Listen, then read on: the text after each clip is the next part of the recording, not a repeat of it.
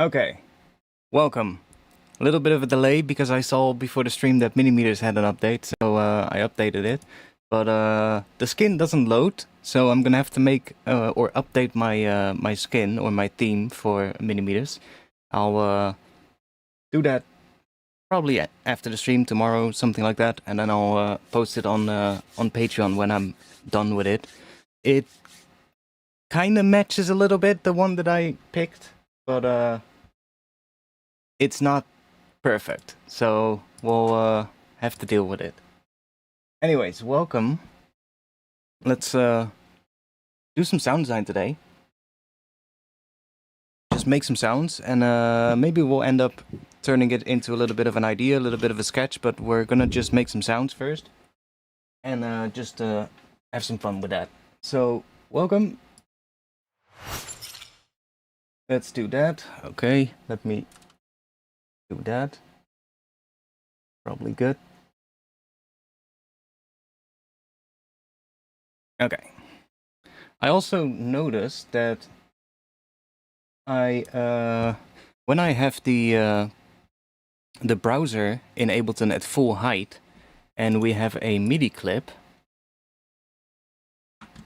like that, you can actually see the whole window here. So I might just leave the browser at full height, which I would never do, but I mean, it kind of is better because then you can see both this, you can see this, and you can see the groove template as well when I'm using it. So I don't have to switch things, but maybe I'll not be able to get used to it. It kind of takes a little bit of space from the MIDI editor, but it's alright. So hope you're all doing good. I actually don't have my old keyboard anymore. I bought a new one, so we're good. I can actually use my control key again. And the funny thing was, after the stream, I was just, just doing some more Ableton, and at some point I was like, wait a second. Is my mouse also acting up? My right mouse button wouldn't work properly anymore, and I was like, holy shit! Oh, of course, everything has to break at once. So I also got a new mouse.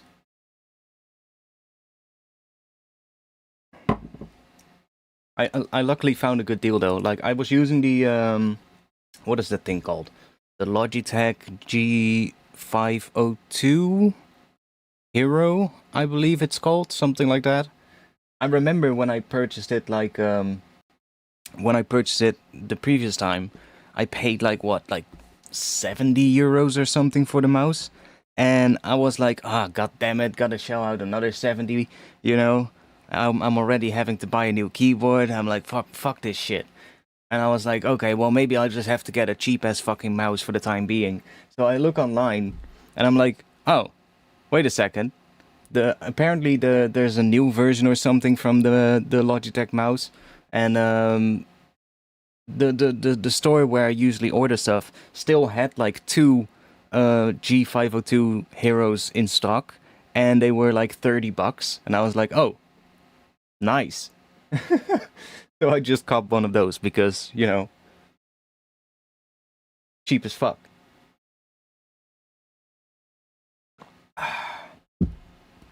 Always good. And that way I also have one that I'm familiar with. You know, I don't have to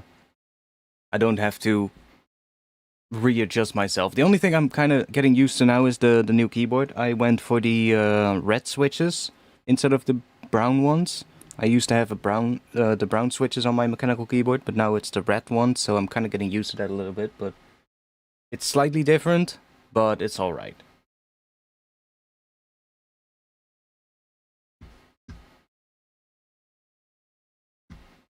So yeah, new Minimeters update. I'm not entirely sure if I'm gonna keep it here.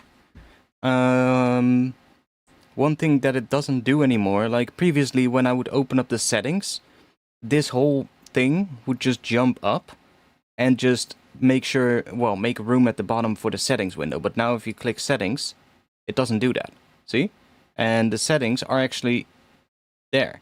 So, not sure. Maybe I'm gonna have to move it back to the top instead. and then move ableton down. We can check real quick what that would do. Let me open up this thing. Let's see. If I do this, let me chuck you here. If I do this and then apply, okay.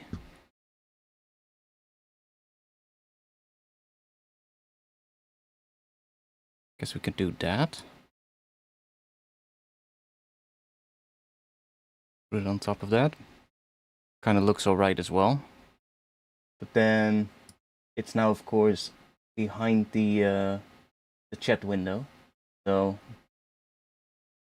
not sure yet. Not sure yet. I think I'll leave it at the bottom for now.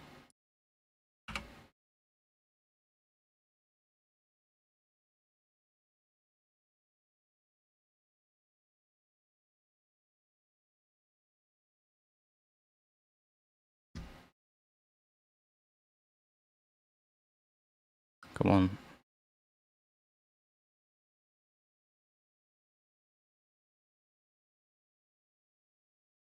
There we go.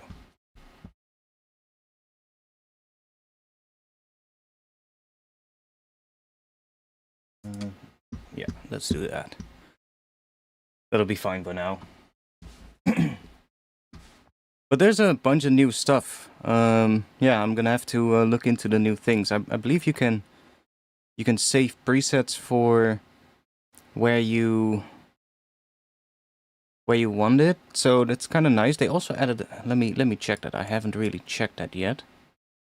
So there's now also this quad mode. What does that do?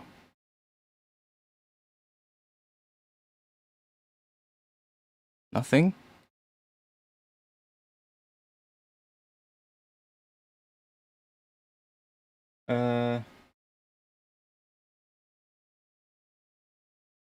Yeah, sure, save that. Ah, okay, yeah. So we got a view kind of like the Vision 4X thing. That's kind of cool. Might be handy for the feedback streams. So if we play this. Huh, okay.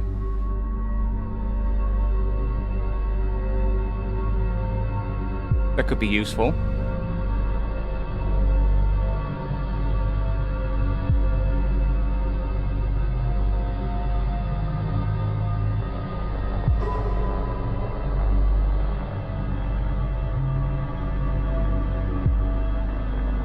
But I also believe you can save the position. I believe you can save like presets for the position as well, so I don't have to readjust it every time. When I do like a different setup for like the feedback streams or something, which by the way, I know it's the first Friday of the month, but we'll probably do feedback next week. I didn't really have time to set up a post and everything, so it is what it is. Anyways, let's see what we'll end up making today.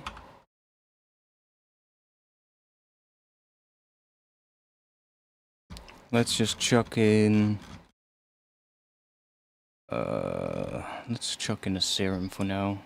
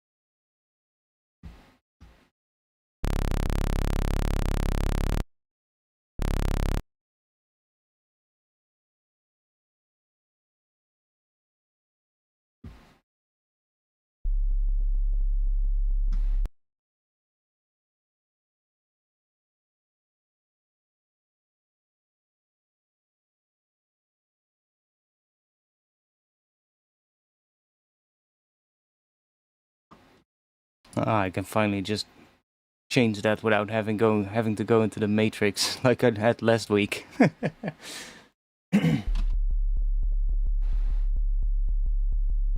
Yeah, I'm really gonna see. I'm gonna have to look into how the new color maps work, because you've got like, I believe you can also right click, or what was it here? Ah, yeah, here.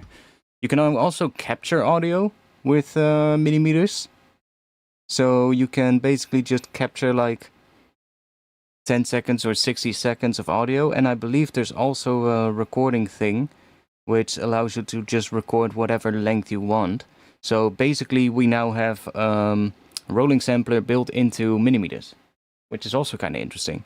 I haven't tested it yet, or I don't really know how it works, but I guess we can, if you show that. Oh yeah, so you get another button, and then if you click and drag, then the last 60 seconds will go in, you can drag that into your DAW.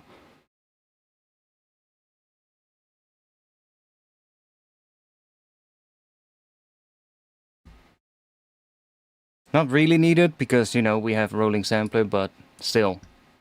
Might have to check if I wanna use that instead of rolling sampler, but not really important, you know. We already got something like that. But for the people who don't, you know.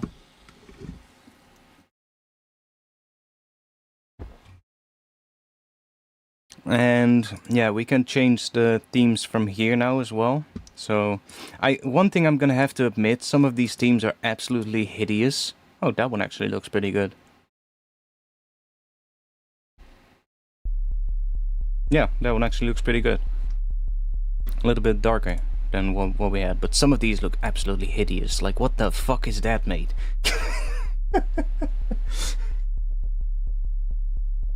Yeah, if you have the button showing, you can click and drag it into your DAW. That one is alright. Whatever. That one is fine. That one is fine. Like, what the hell is this made? I really can't understand people that use this one, or what was the other one? That one. Like, what the fuck? That one is good. Or this. Like, holy shit, mate. Flashbang. I guess that one is fine too, but I kind of like the, what was it? That one. And then the color maps are kind of the same, or at least some of them are kind of the same as the Vision 4X plugin. So you got like the Mako, which is kind of like, well, the same color as what you would have in Vision 4X.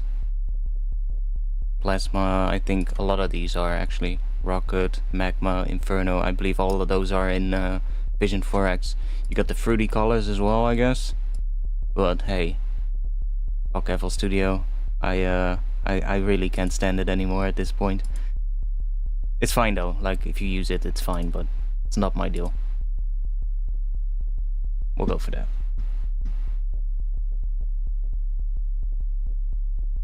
Untwixer, he liked yours? Wait, is he here?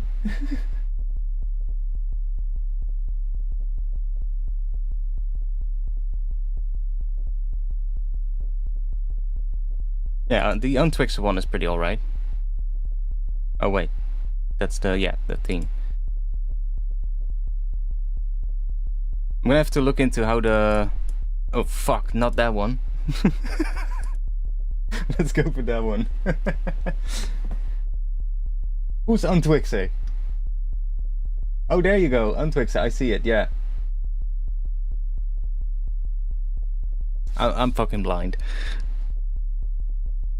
I mean, it's a nice update so far, what I can see, but I'm gonna have to get used to it. I'm not sure if I will use this, to be honest. Like, the VU meter. Not really sure if I need it. The one thing I don't like, or what I haven't seemed to figure out, can you... Maybe Untwixer, maybe you know it. Can you still minimize this thing? This bar? Like you could in the previous version. You could click this little thing and it would just minimize this entire thing and just show a little triangle thing here. Wait, is it if we click this? Or no, that just opens up the website. Because every time you hover over it, you get that gigantic bar, which I would like that to just minimize and then be able to open it up again. It's not this, because that just minimizes Minimeters in general.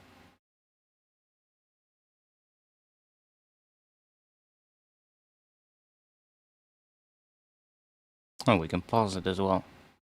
I don't see anything like that anymore.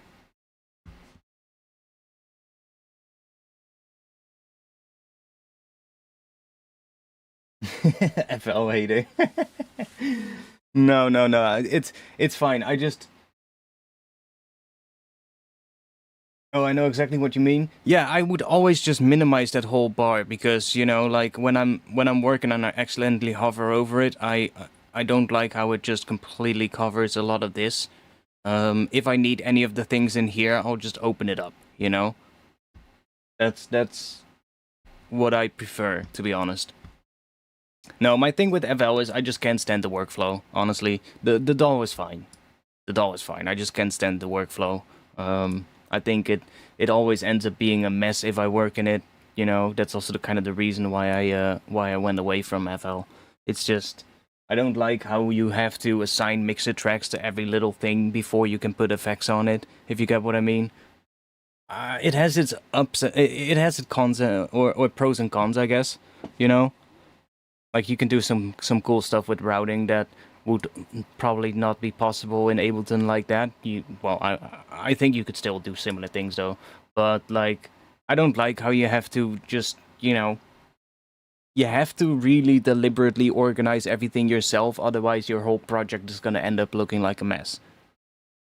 And in Ableton, you know, you just have your tracks, and every track has an effects lane, and there you go. That's just much more what I would prefer.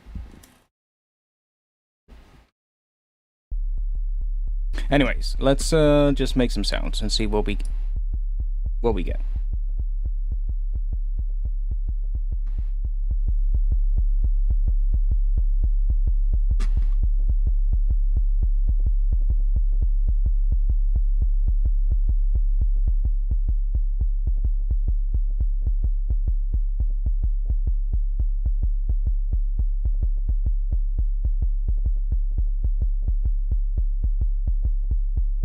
Learning another soul?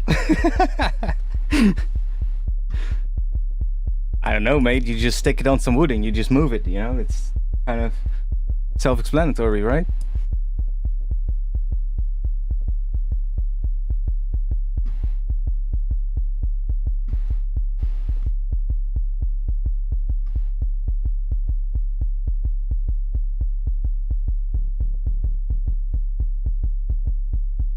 I'm working on a new update for the pack with wavetables again.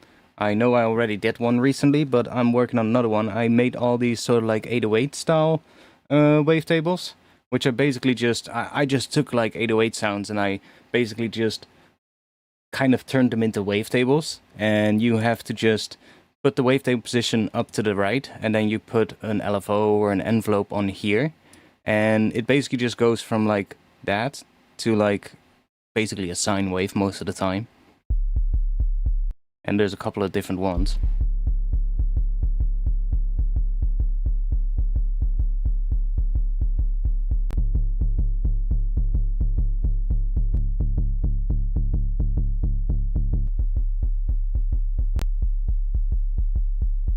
I'll have to flip this one so that it has the same polarity as the other ones.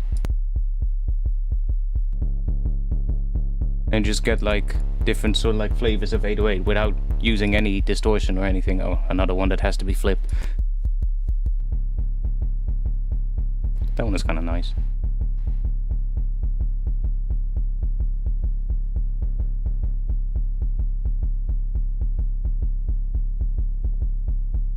This one doesn't go to a sine wave though, might have to update that as well.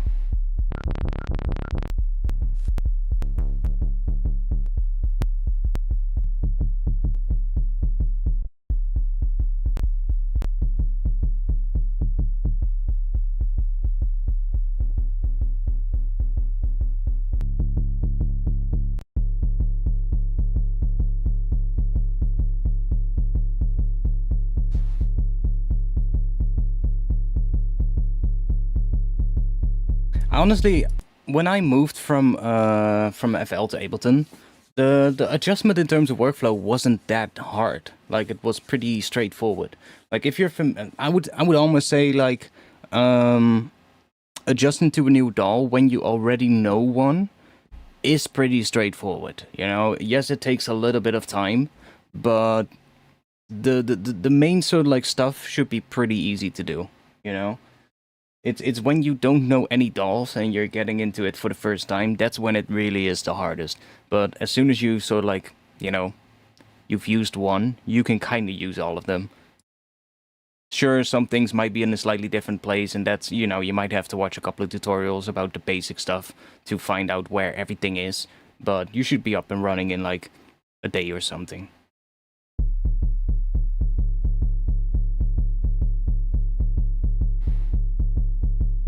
Should we make like a weird little rhythmic drop like that? Or like some cool stuff? Like, I kind of want to mess with the sub here, see if we can do something cool. What if we put some convolution reverb on here? Which I know it's gonna mess with the phase and with the stereo, but let's just chuck a utility on here, make that mono below, like something like that. Then we can play with these here and just see what we get.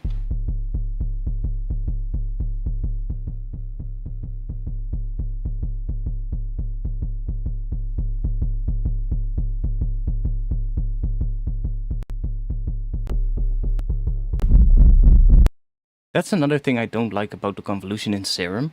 I wish that the impulses were all sort of like roughly the same level. Some of these impulses get really loud and you have to bring this IR gain down quite a bit. Whereas some other ones are really quiet and then you have to boost this up to get sort of like the same kind of level. Which is kind of weird.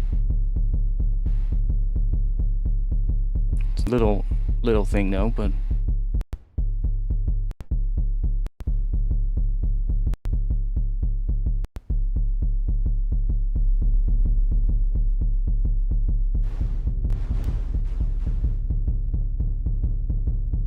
we can make the sub kind of weird and rumbly. I also wish there was like an actual filter in this thing.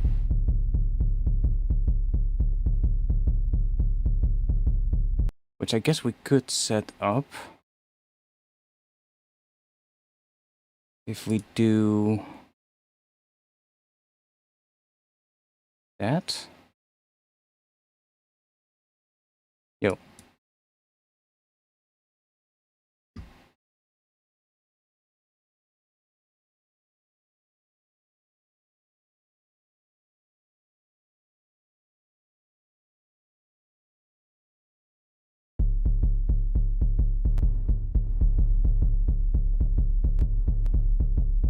See if we can make it a little bit rumbly in a way.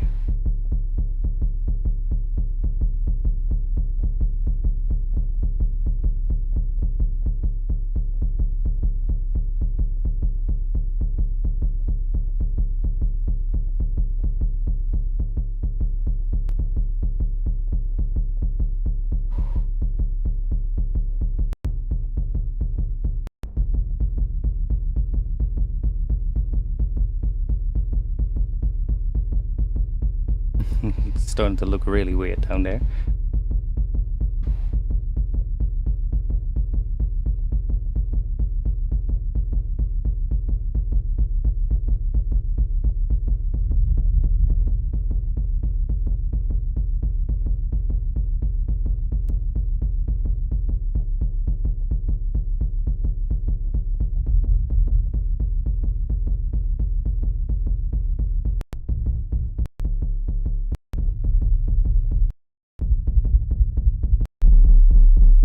See, that one is really loud suddenly.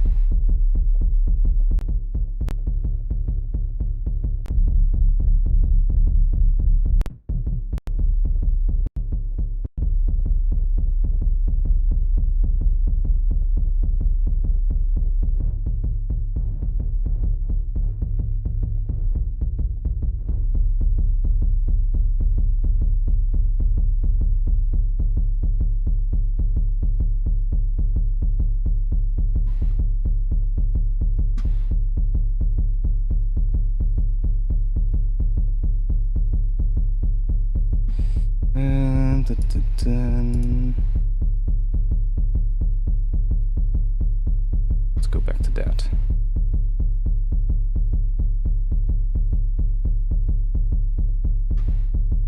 We also change that here.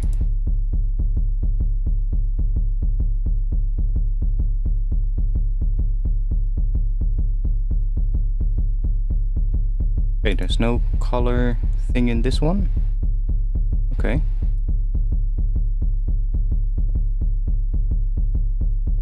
Okay, odd.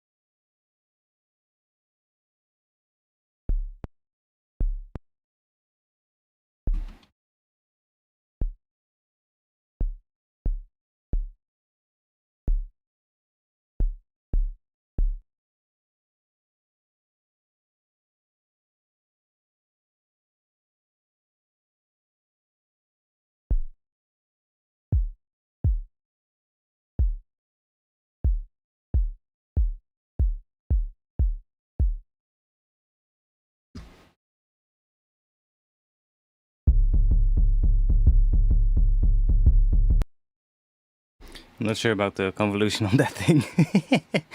Let's just mute these for now.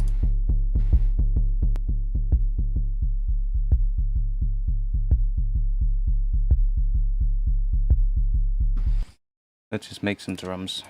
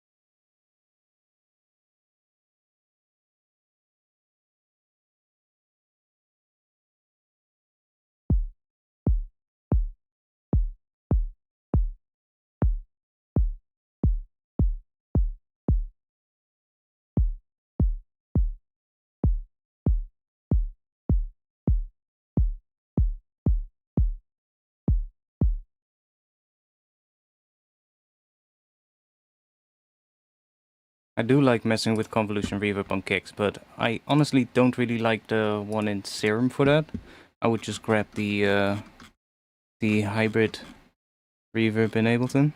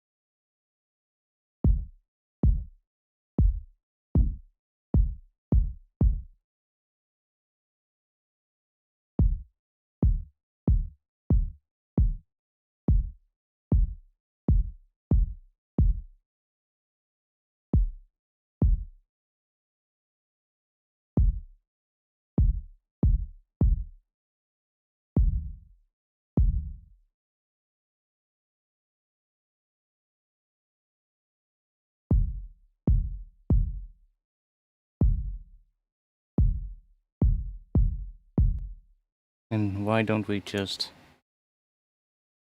chuck that on an audio track? Let's just drop in a kick sample.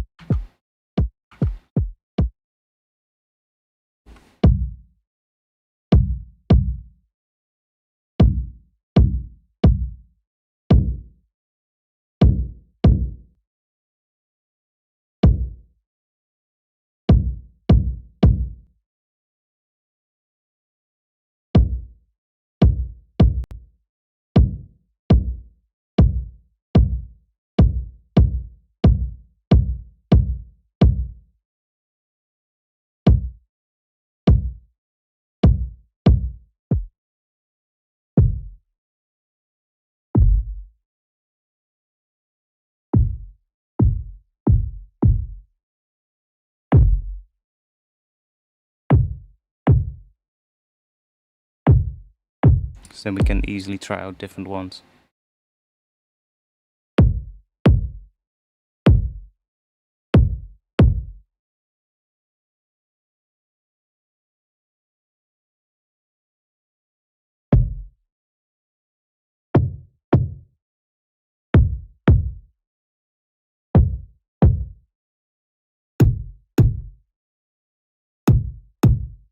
Some of these are weird though. Make a tribal intro. We're probably gonna have to design something to get started with as an intro. I mean, making drums is fine, but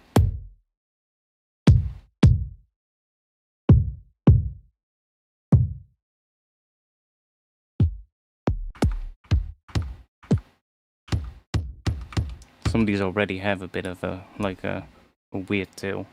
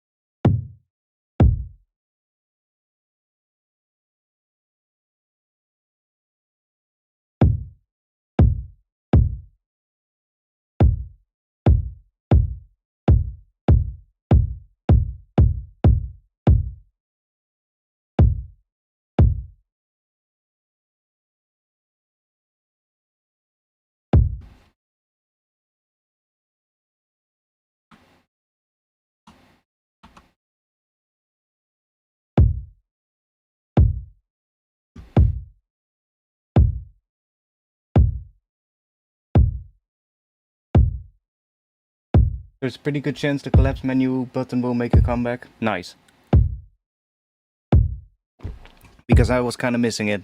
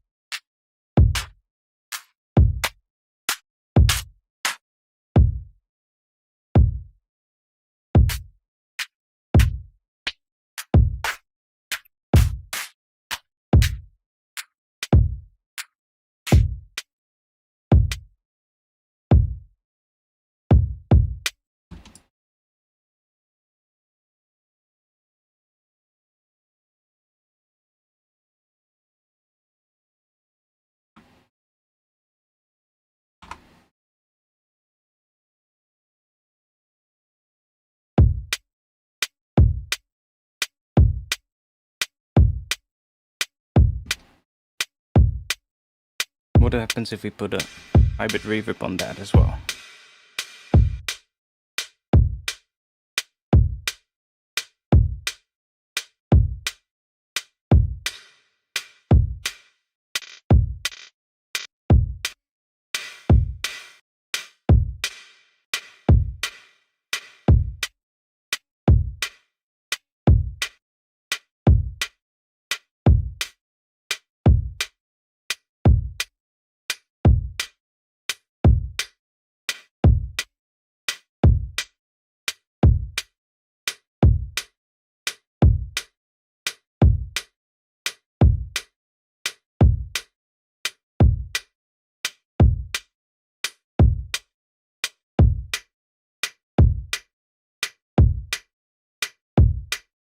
I was like, what the fuck is that message by Streamlabs? Thank you for subscribing, JS. I have a lot of playlists. I was like, what? Who has a lot of playlists? But I guess that's your username. I was like, I didn't put that into Streamlabs. I do have a lot of playlists though on my channel, but hey.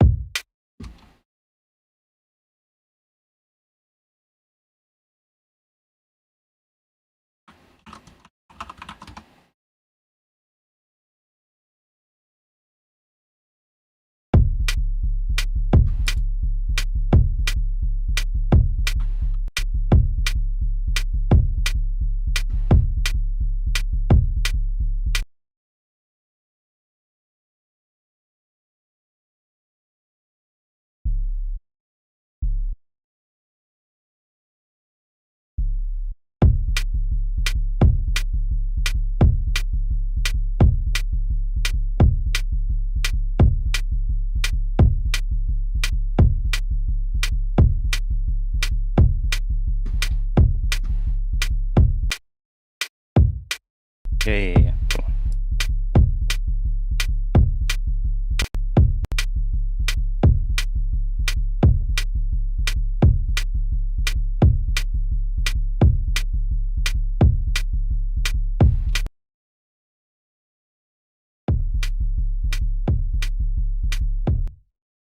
That one a little bit quieter. Let me grab... I should have a rack for this. To make the master a little bit louder for you guys. There.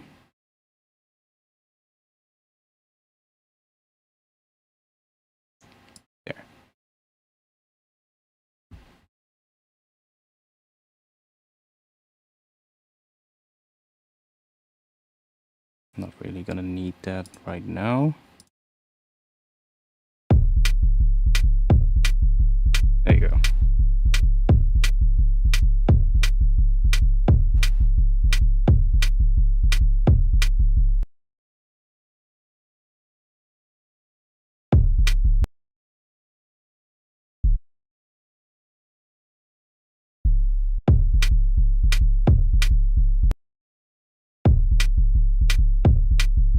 It's kind of a cool groove, I guess. We can go with that. We maybe do a little bit of sidechain on that.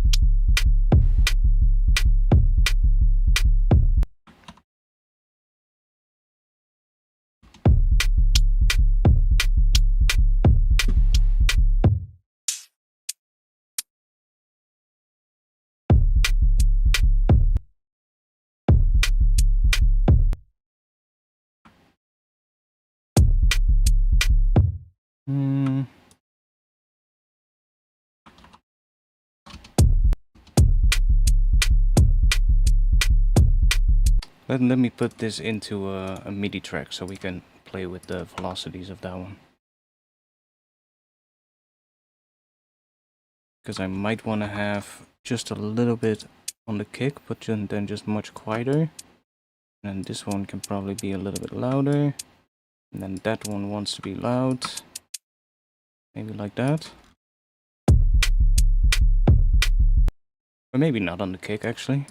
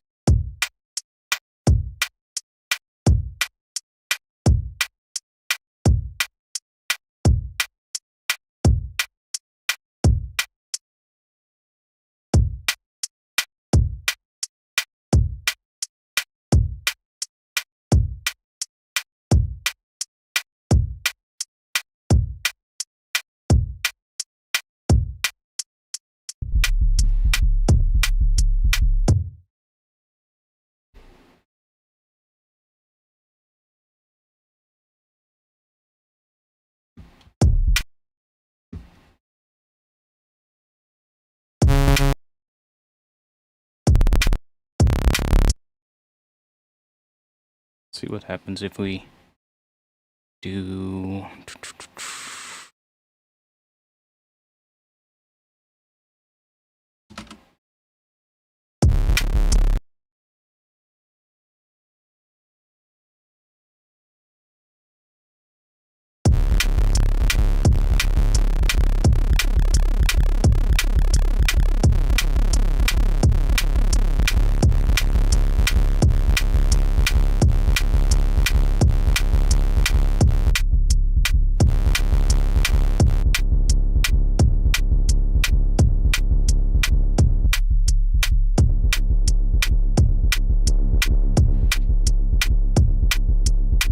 just remove it for all of these, which I guess we can.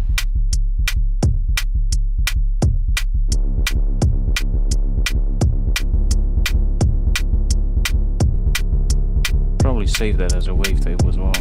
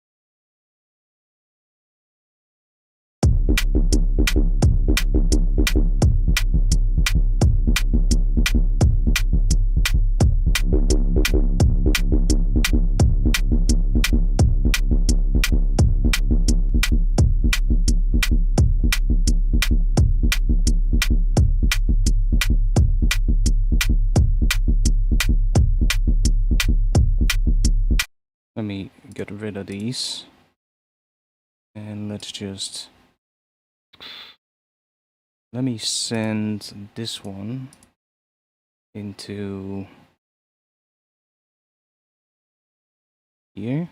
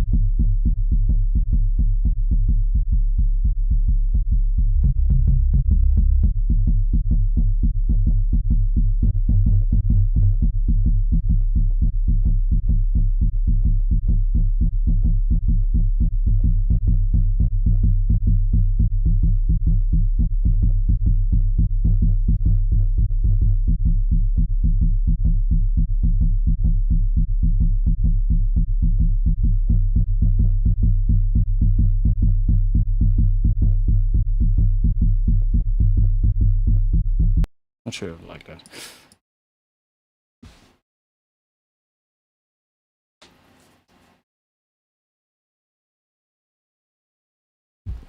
I feel we need to look at a bit of a vibe.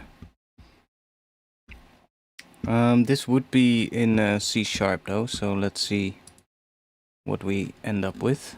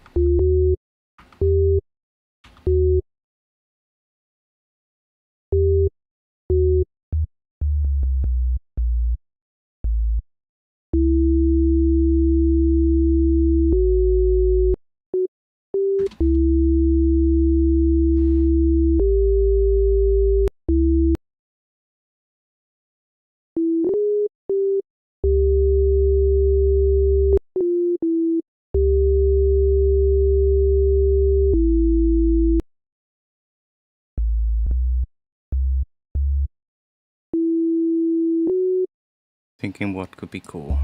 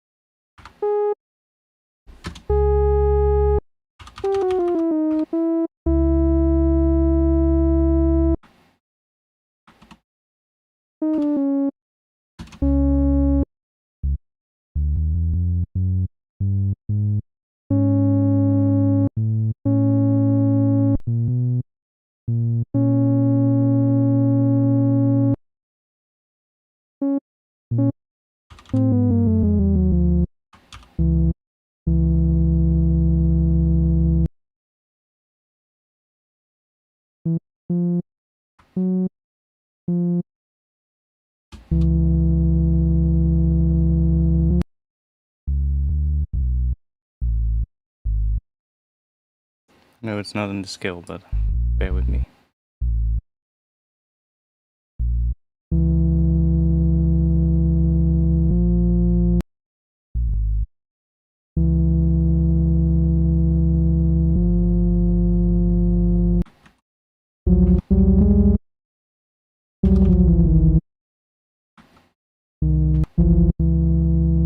Let me just...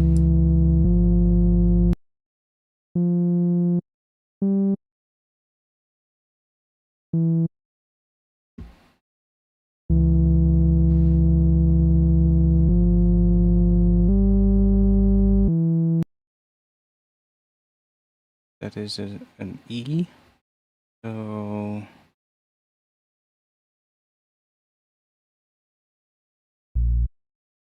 Let's see.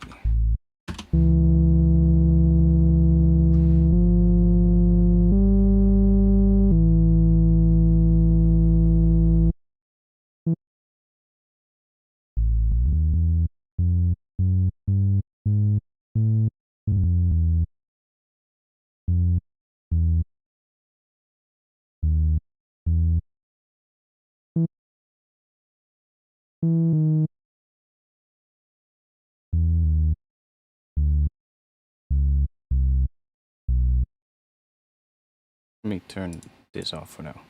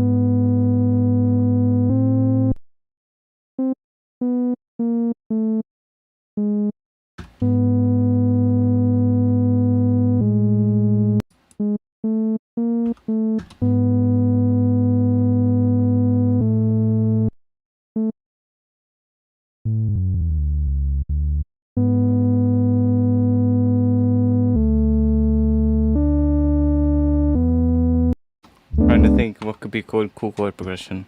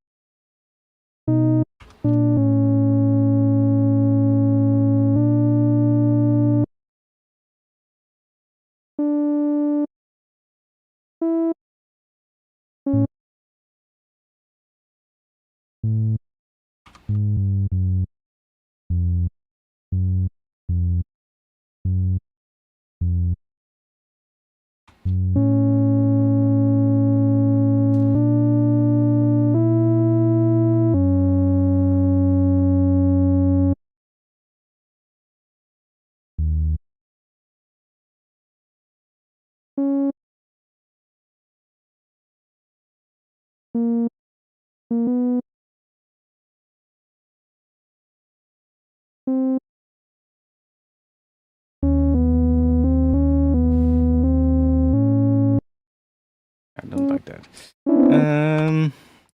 What are we gonna do? What are we gonna do?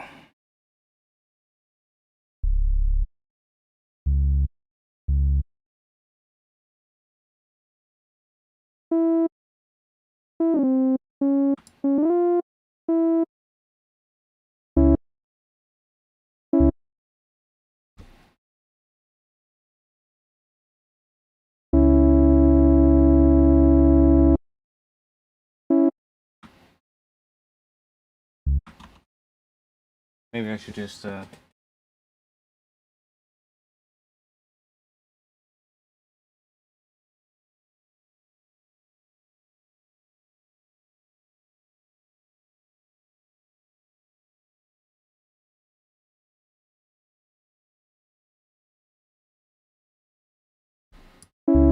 find a different sound though, something that is a little bit more inspiring. Let's grab a contact.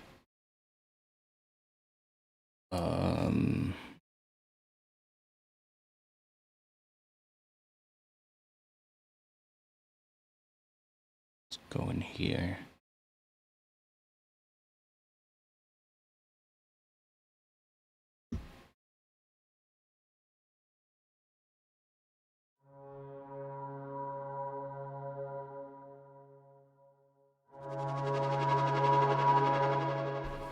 I have a preset, something that I saved.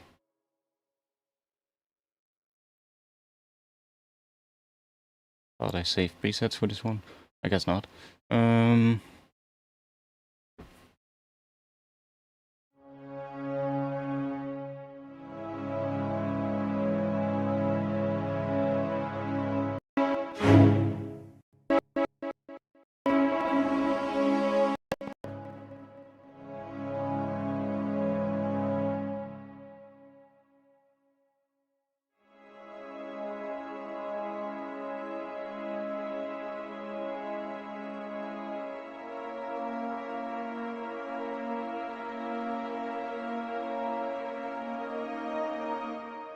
That was kind of cool.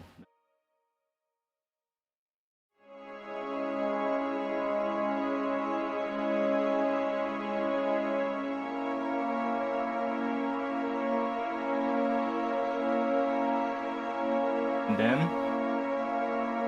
so that first part is kind of cool. I like that.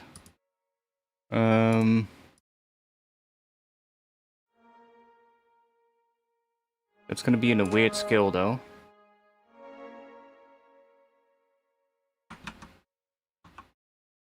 I hate that Ableton doesn't have this turned on by default.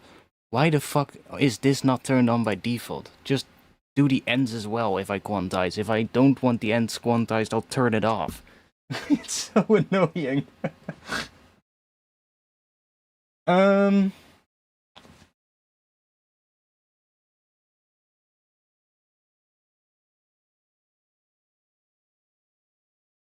How do people come up with these cool bass sounds in Serum or Vital and mostly It really is just a matter of I guess a lot of trial and error.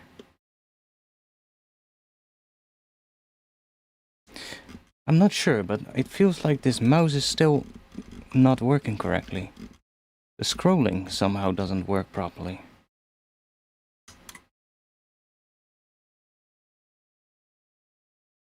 It's kind of weird.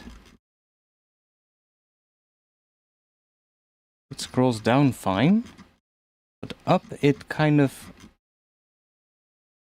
doesn't. Huh. Might have to send this one back if that keeps doing that thing. And I might have to get a better one.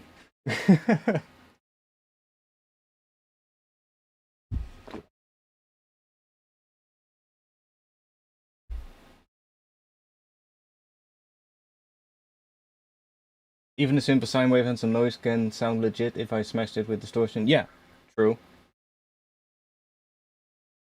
True.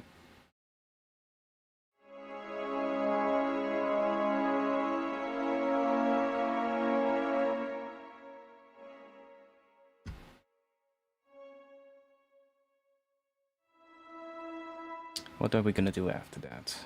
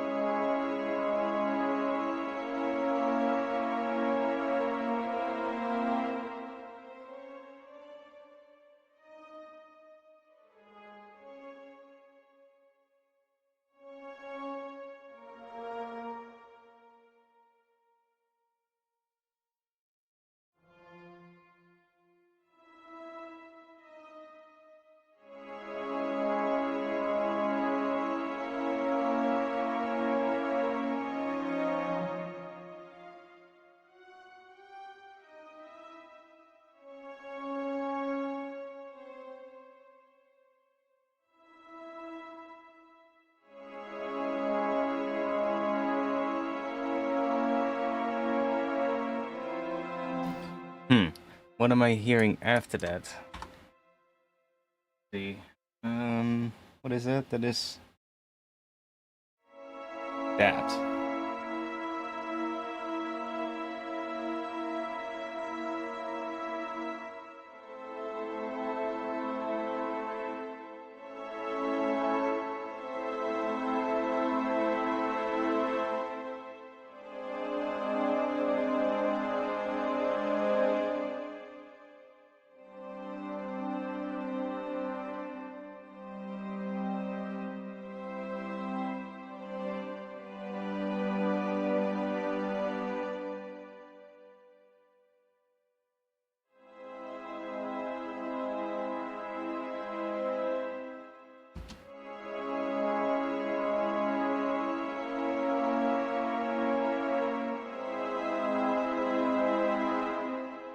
I don't want to do something weird. Let's see. That's major.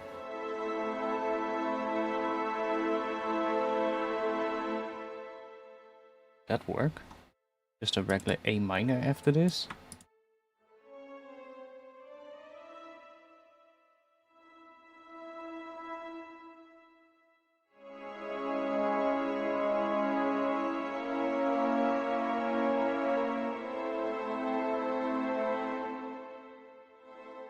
Kinda weird, because we kinda get these three notes.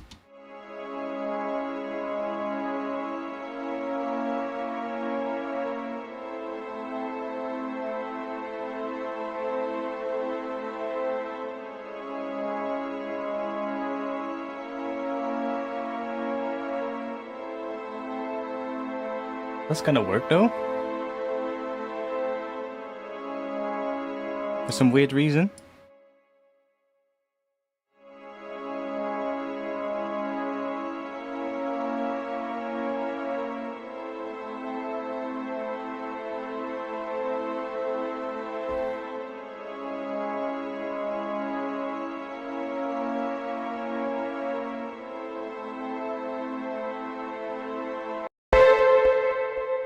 Jesus Christ.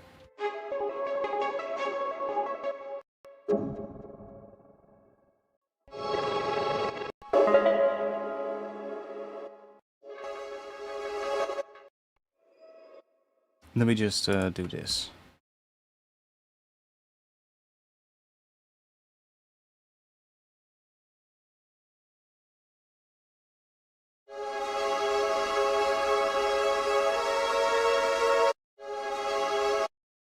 Oh.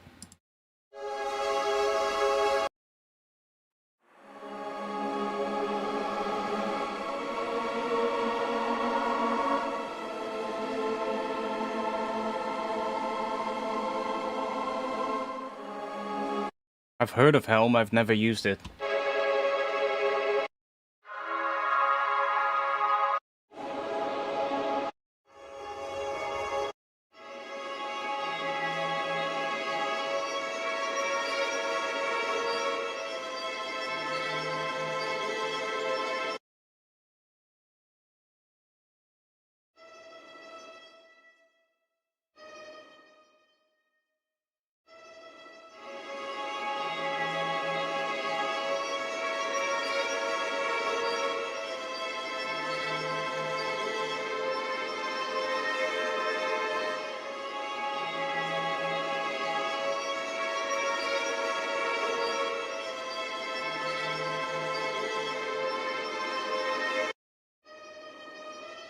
Kinda works.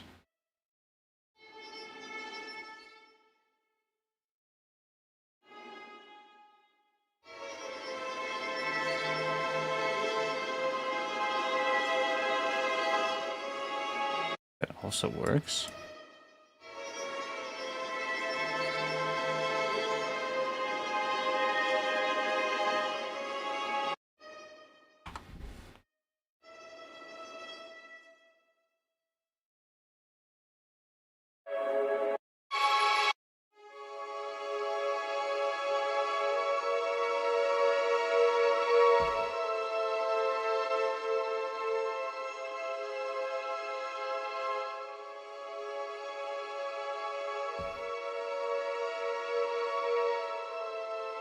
Yeah, scroll wheel seems a bit off on this mouse. Which I'm not happy with, but it is what it is.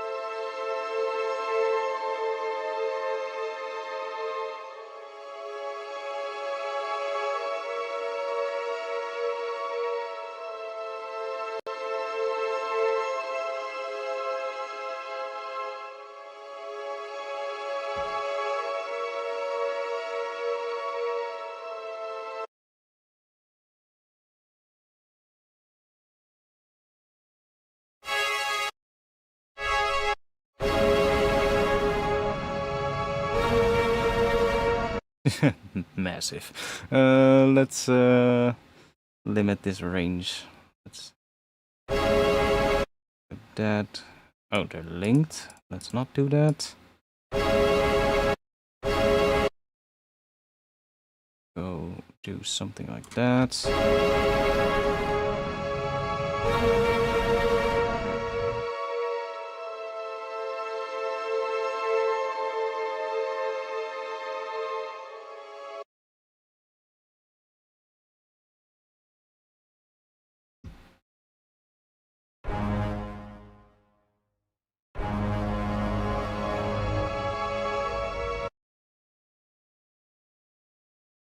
I'll just copy these for now.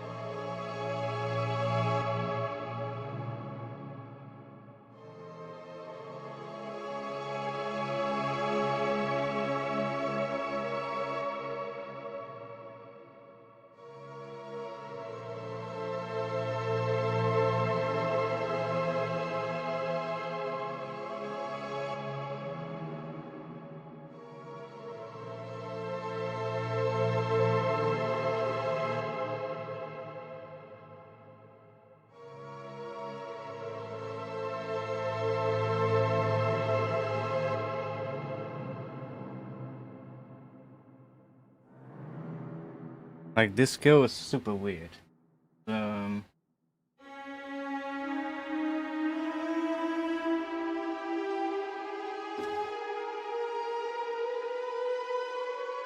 I guess. No, we're not. We're also putting in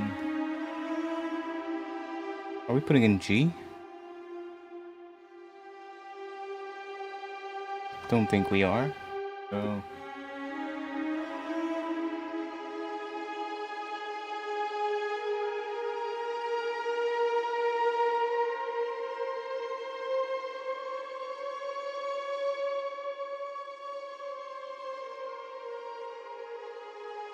what is that?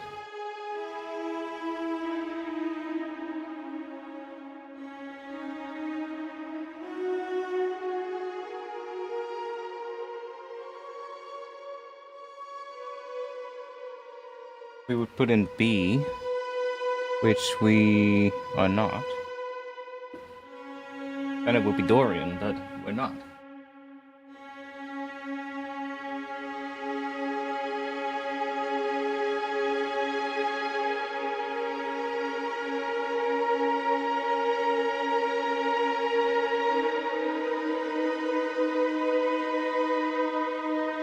I don't even know what this would be.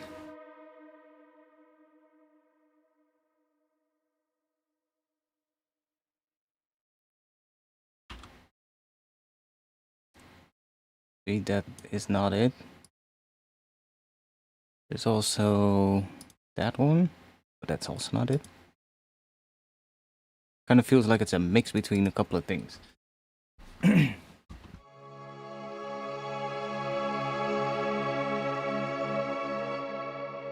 Don't even need this one probably, we can probably just do that.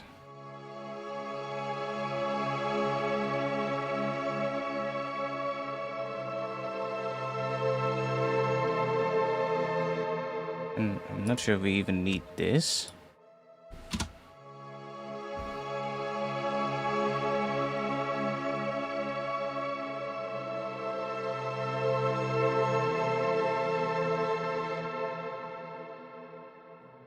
Can go back and forth between those, I guess. It kind of works as well.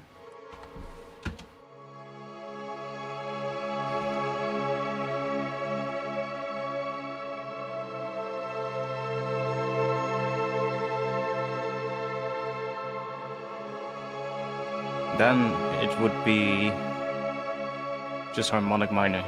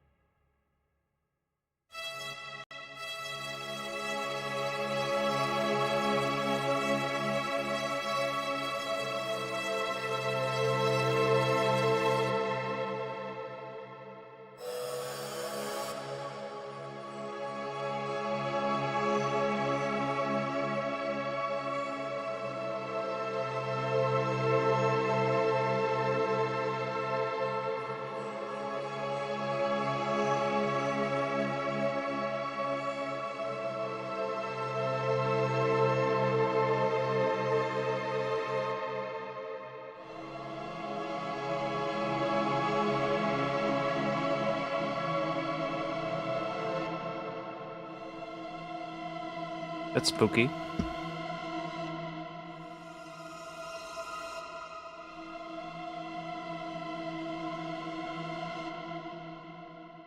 What if we just do a little bit of that in here?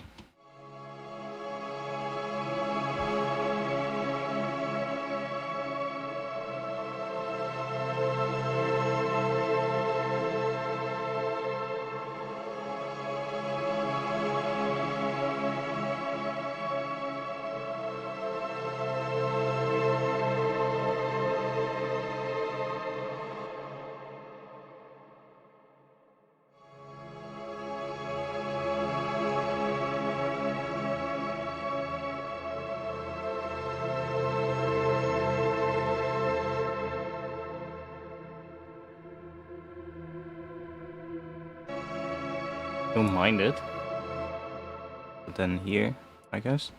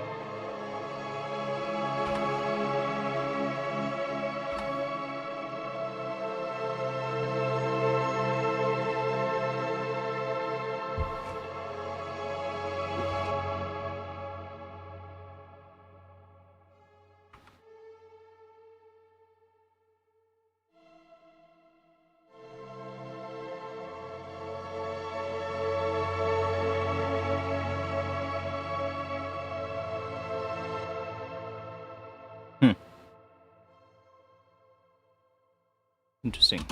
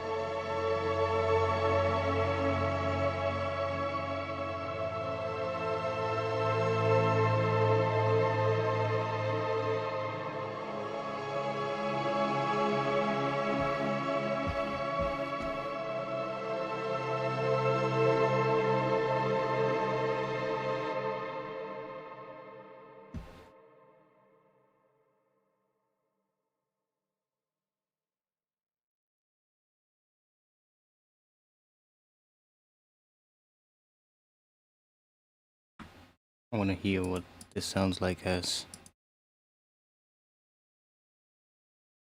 that.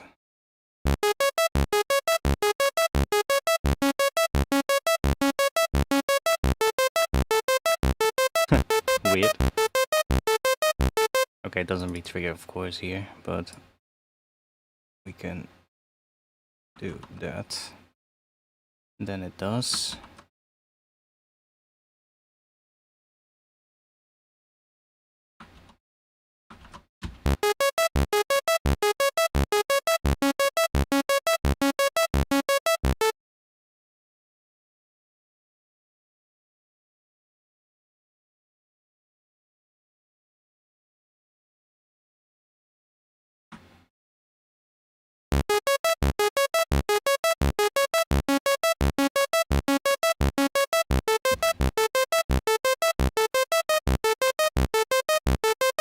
Why is that not re-triggering there? Did I do the wrong one? Holy fucking shit. For fuck's sake. That one should be here. This one should be here.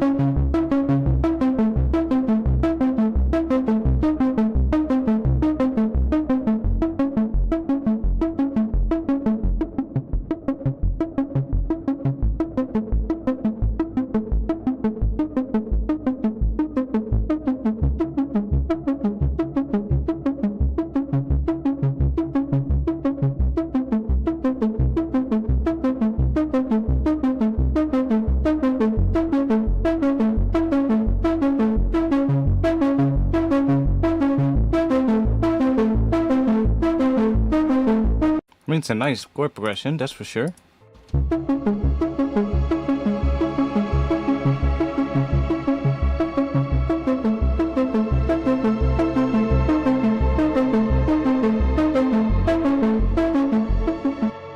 Not sure if we can turn it into tune, but I need to piss like crazy, so I'll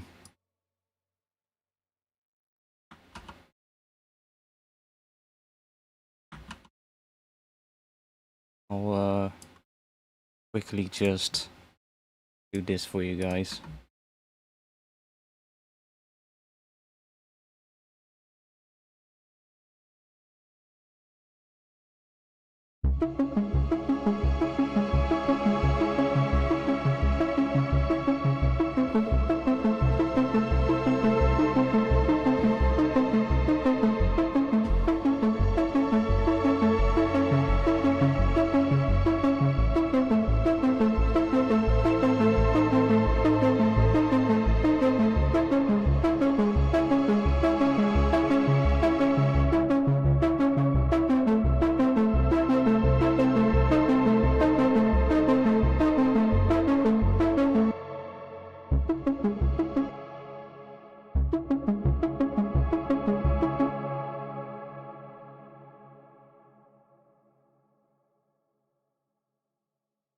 There you go.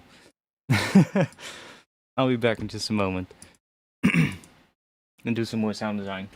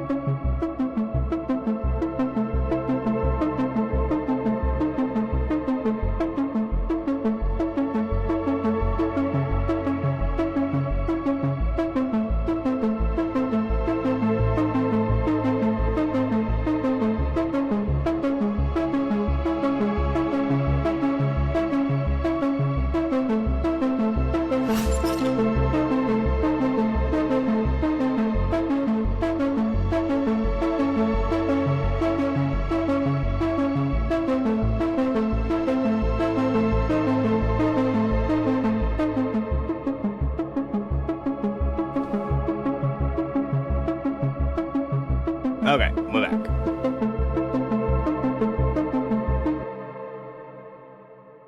What should we make in terms of sounds?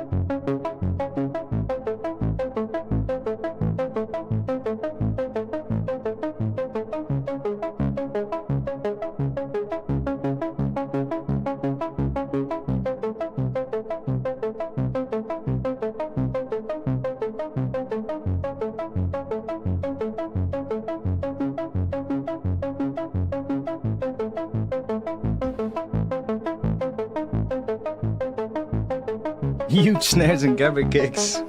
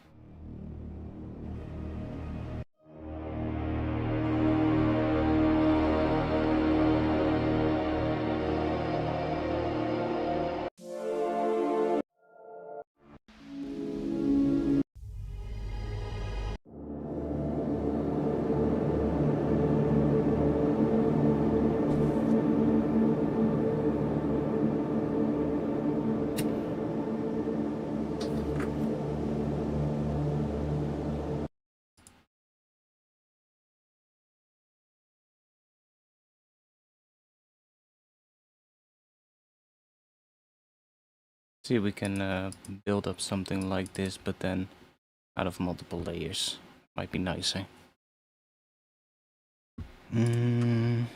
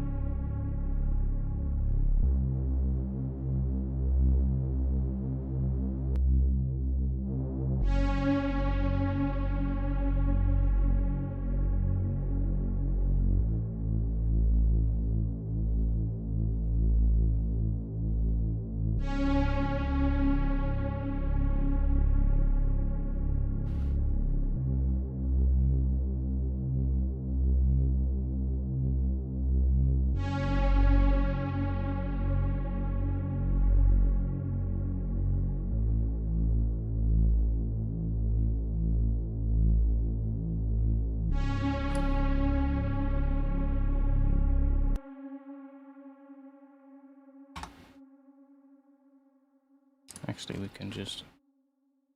This one probably. Or no, not that one. The one.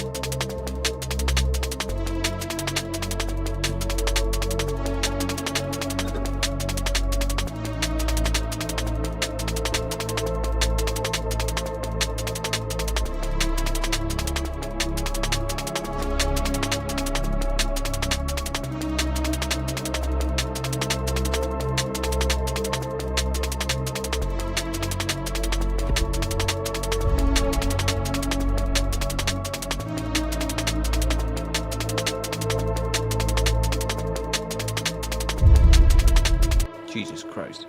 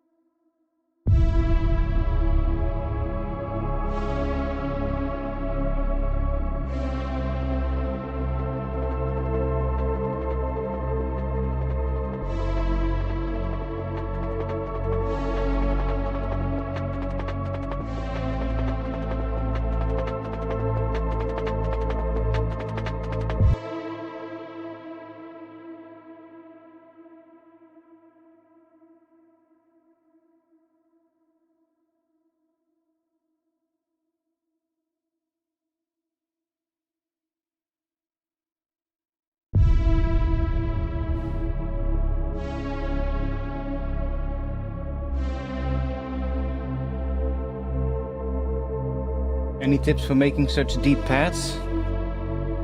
What do you mean? What deep pads?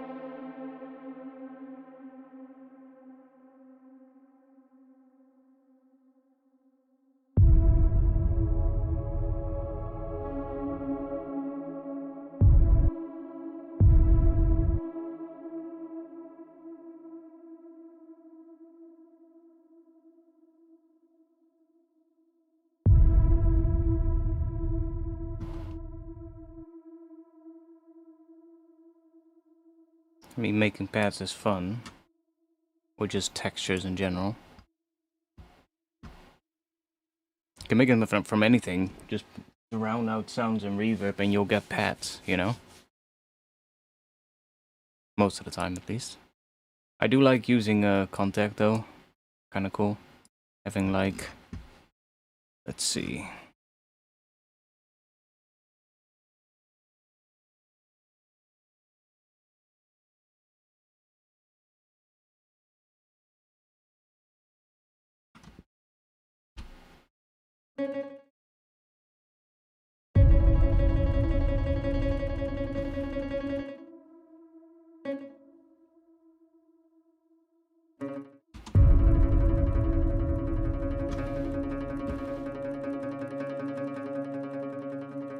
And then just start adding reverb. And it'll turn into a pad.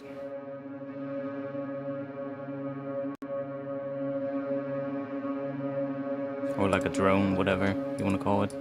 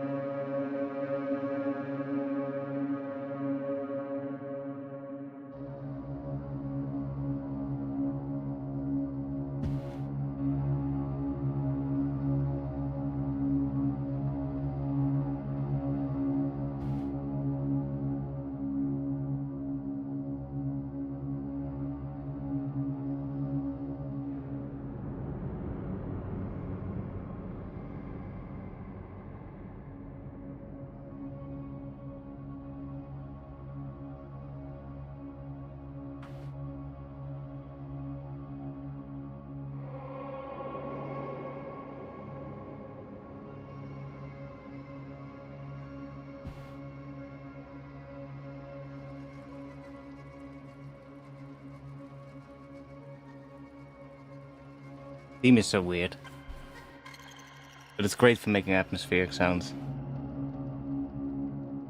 And I love that they added this. You can just generate a new preset as opposed to just going through the presets at random like that. which is also nice. But I like that you can just completely generate new ones. You get weird ass stuff sometimes.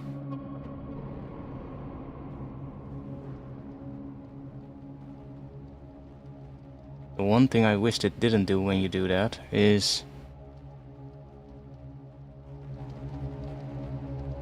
make things quiet.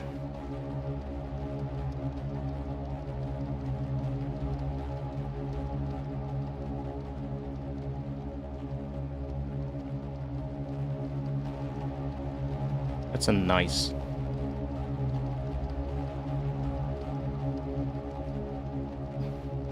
drone kind of sound.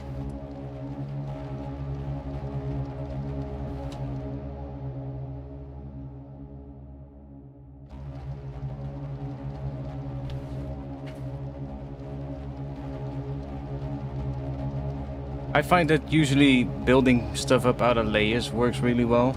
So not just have to have something on one sound, but just like building it up out of multiple layers that together, and of course then it makes sense to first start with like one thing. Hey, now the scroll works fine. Oh no, it doesn't. Yeah, the scroll wheel of this mouse is still a bit weird. Don't think it works properly. Maybe maybe that's why it was so cheap. For fuck's sake. Like, this would be more like a pad. At this point.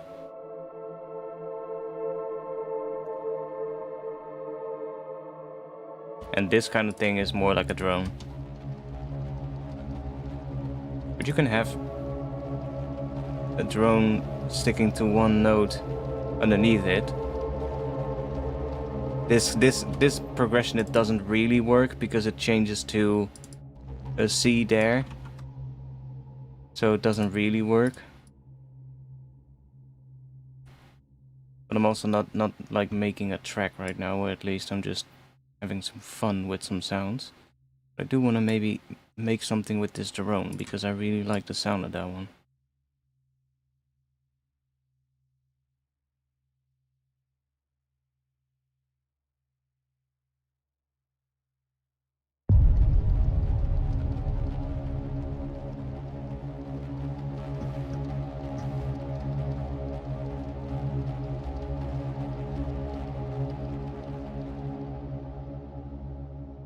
Let's see if we can figure out what is happening here.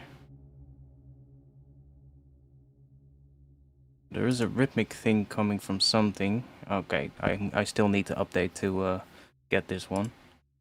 Is that because of the tremolo? I guess it is.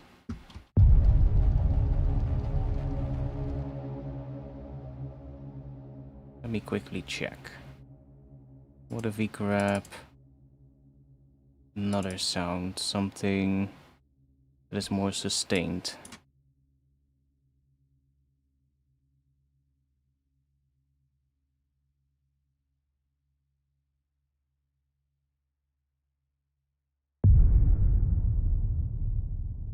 Okay, it doesn't play that because it's probably the note is too low, I guess. Yeah, okay.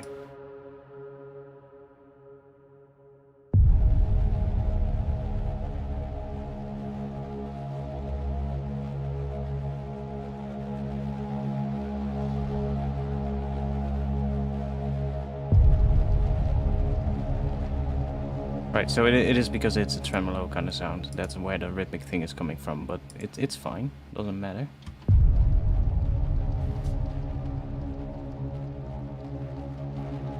You got scammed. Yeah, exactly. They sent me a fucking dodgy mouse. Maybe if I just shake it a little bit, see what happens. No, it's absolutely fucked, the scroll wheel. What if I unlock it? Okay, that does work. Huh. Okay. Then it works.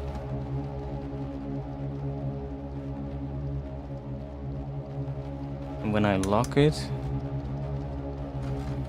Now it works.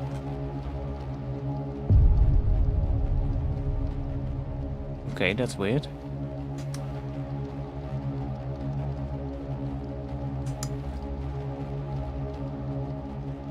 Now it works.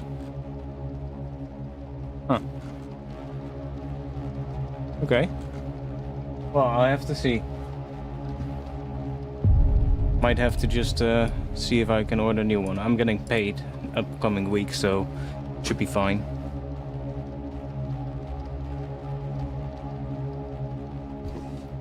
Do you think it's harder to stick out and get an audience nowadays as a small producer? Not necessarily. Like, of course, there's a bigger amount of people that have access to music production stuff these days. So in that sense, I guess. But is it harder? I wouldn't say so. Like, I would almost argue that it's easier nowadays than back in the day. Even though the amount of people making music and having access to music production stuff is bigger, I would kind of say that it's easier now to get an audience than it was like 20 years ago. And the reason is because everyone is on fucking social media, basically, at this point. Like, of course, there's gonna be exceptions, but the majority of people are on social media. And if you know how to, like, look at me. Like, I haven't released music in how long, and I still have an audience. It's literally just a matter of being on social media and working on building something on there, you know? And if you can turn your if you can turn your social media sort of like presence into something that is maybe educational, or you provide something that people want to tune into, then you should be able to lead those people to whatever music you're releasing, you know? Whereas back in the day, you would have to go and burn some CDs, and you would have to go somewhere physically in person where other people, like-minded people, would be, and you would have to give them a CD or whatever, you know? You would literally have to go out there, otherwise people wouldn't know about you. And nowadays you don't. Like, you can just be online and just put your stuff out on the internet, distribute it, and then make sure that you are on social media and that you work on that. And that can be anything, right? Can be Instagram, can be YouTube, can be TikTok, I guess. Even though I fucking despise it, but you know, there's so many different ways now, as opposed to back in the day, to get an audience, that I would almost argue it's easier now than it used to be back in the day before all of these things. But like, I'm from the old generation, I guess. You know, like I remember when I would have to go to parties to network with other people, you know?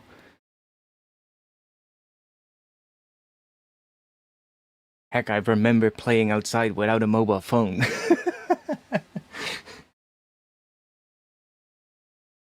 which is not the case for everyone these days, you know? Yo, Angelite.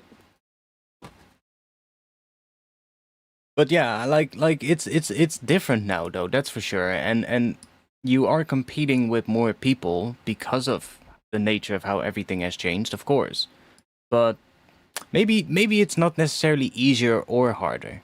It's just different, you know? But I would argue it's easier to gain an audience because you are just, when you do a little bit of minimal things of being online and building a social media profile and like being active on there, you already get access to so many more people than you would have had back in the day before the internet was really the way it is now. Because you get access to people worldwide, you know, like, and with how many people are online, I guess the building an audience part is easy. Or I shouldn't say easy, is easier.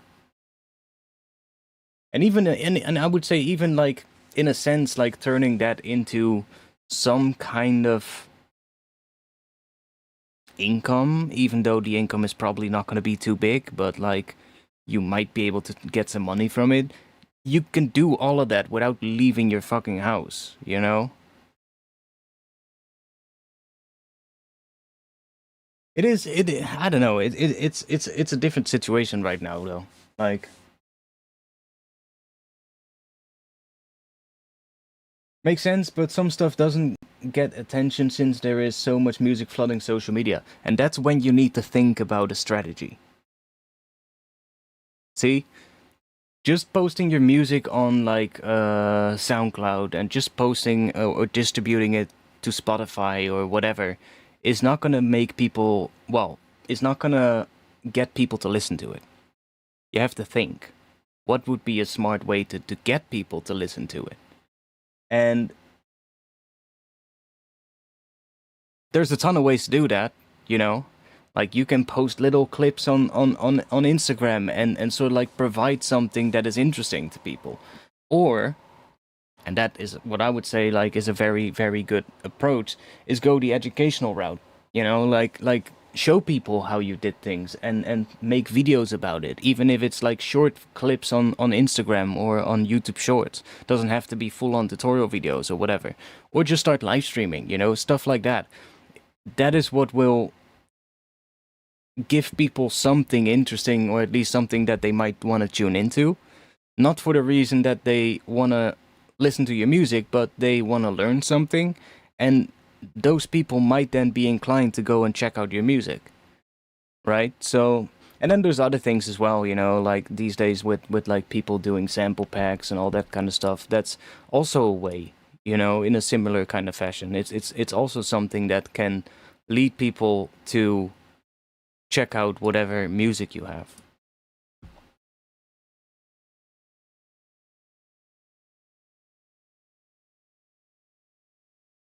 But yeah, there's so many different routes though. Like, there's so many different things you could do, and it's probably best to do a combination of multiple. And it's also, yeah, it will always be a hustle, I guess.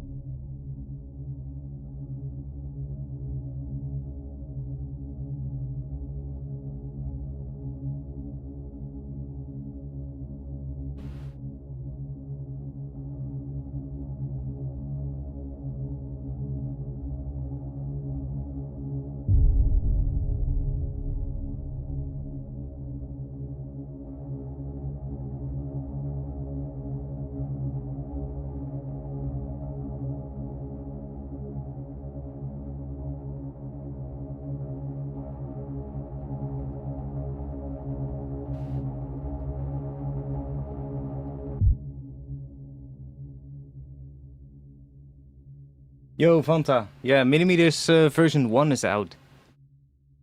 It's kind of weird because people are so known to Minimeters and then now having a version 1, but it was always a version 0 point something, right? Now the official version 1 is out, so it has a bunch of new things actually. I already showed a bunch of stuff at the start of the stream, but I have to update the theme though. Like, my theme doesn't work now, so I don't have my theme like I used to. But I'm gonna have to look into it because it now works different with the theme and then the color map. So I'm gonna have to see how that works. But there's some cool new things though. Show reposition hint. What is that? Oh, that's that. Oh, well, we don't really need that. I know how to do that. But we can also just click here now. So, that's fine.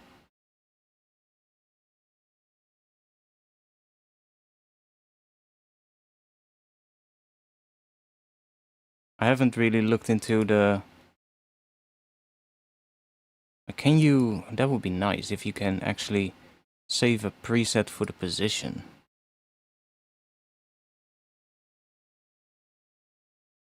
Because I might want to have like a different setup for when I do the feedback streams. I haven't really looked into that yet. The one thing that is kind of cool now though, that you also have the... Where was it again? Presets. That you have the quad mode, which is basically Vision 4X, but then Minimeters. It's kind of nice. And then the recorder thing is also really nice. That you can record some stuff here. So I guess I haven't tested it yet, but if we do this,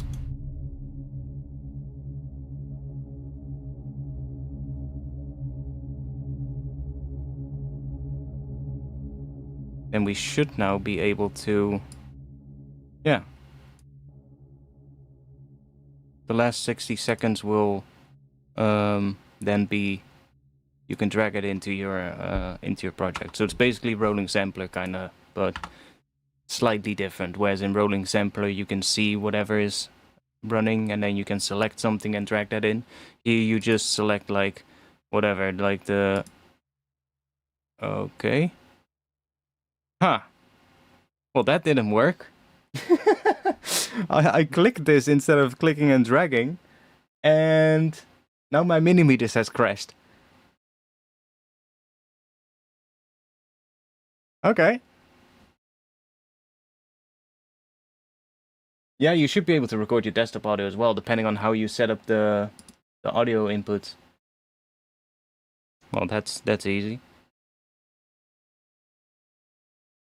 Because the standalone needs no loopback. Yeah, I had to change some settings though, because normally I would just have my default audio capture.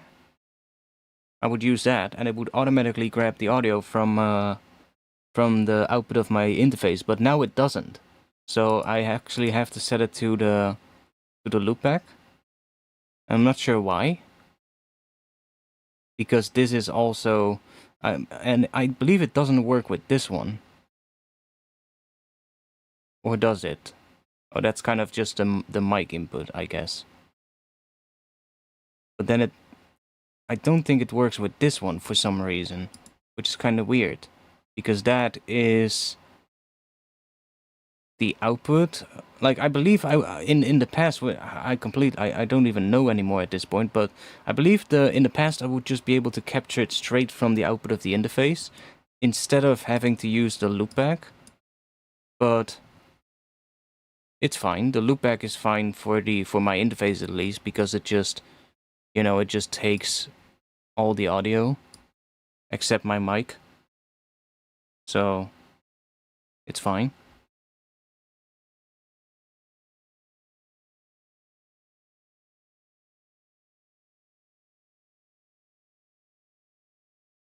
Yeah, it's fine with the loopback, honestly, for me. But it depends on the interface, I guess, as well. Like, it depends on how the loopback of the interface works. Like, if it also grabs the output of the microphone input, for instance, and sends that to the loopback as well, I could see it being a bit of a pain, but for me, it's fine. And these days, like it isn't like back in the days when some interfaces didn't have loopback. Nowadays, almost all have to have that, so...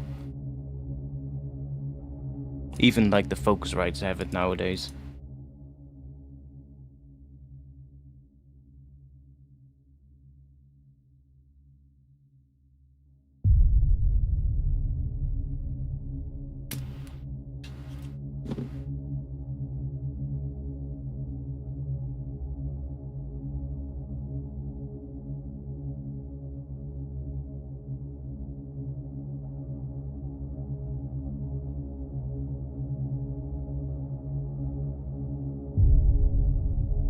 Let's see if we can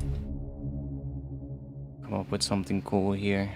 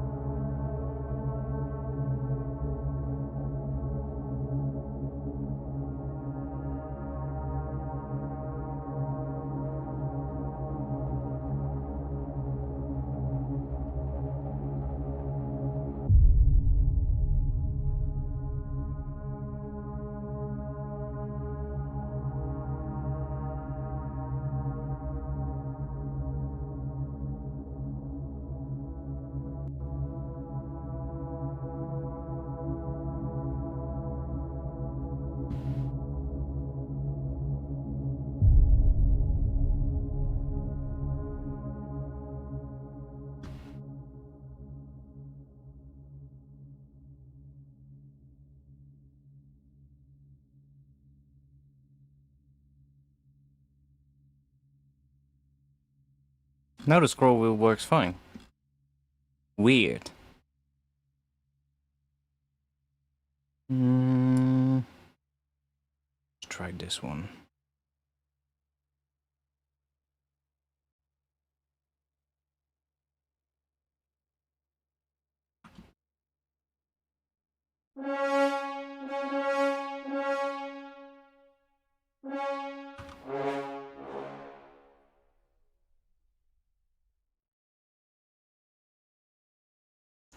I hope that the scroll wheel keeps working fine and it was just something strange. Otherwise I'm gonna have to go send this mouse back.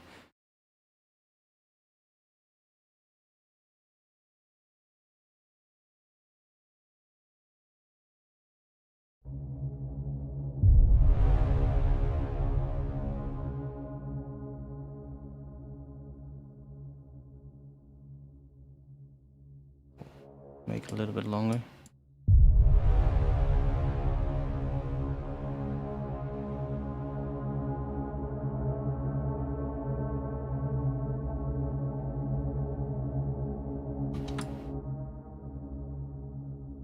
Some reverb on that as well. I guess we can just copy this one.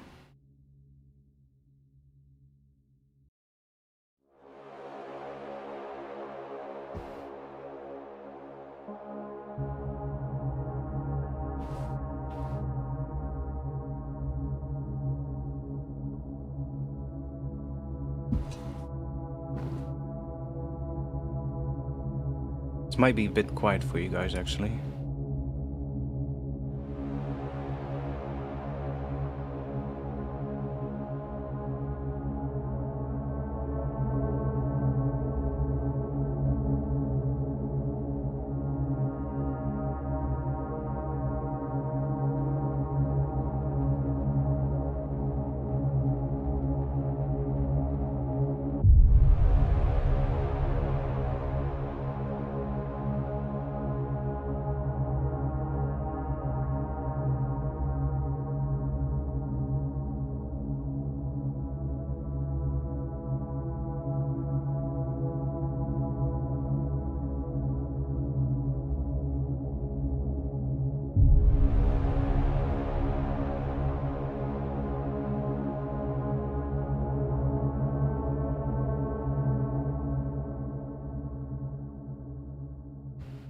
I kind of like this vibe.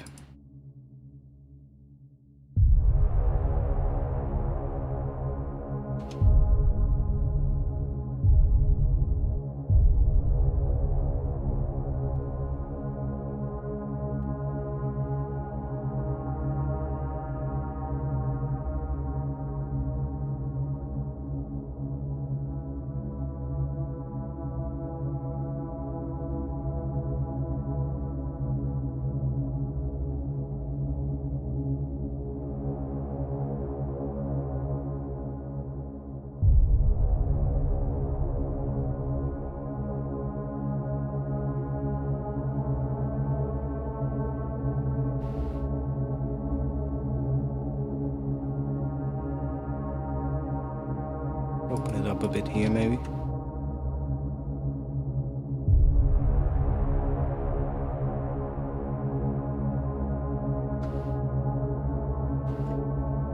Yo, Venom.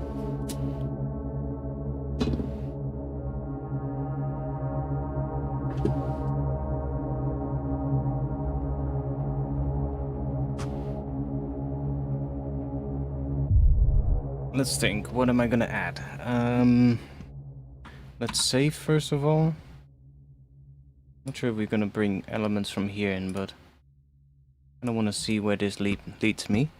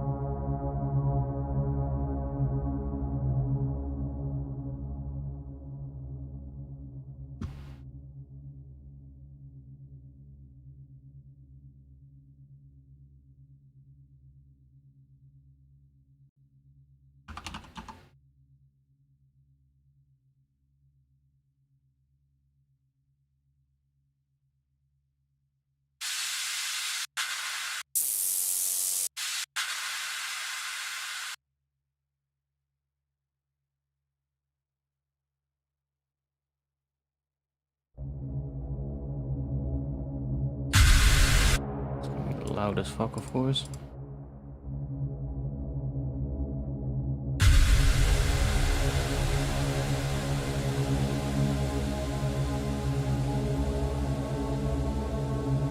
What if we just reverse that so that it sits here at the end?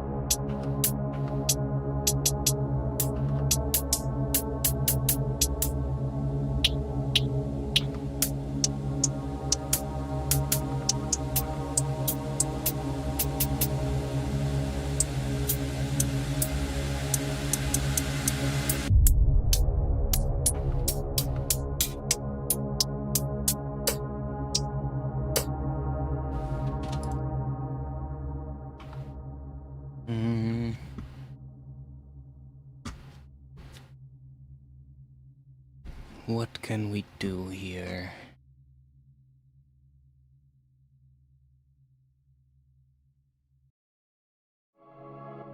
Let's grab this thing and add some more stuff. It's gonna go and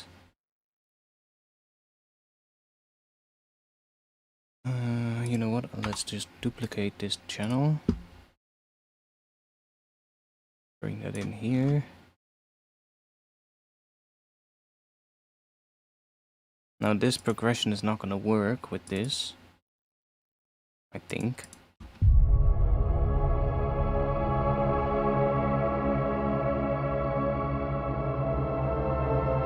Yeah, see, that second half is not gonna work, but the first part works. So let's just get rid of this. Let's do that.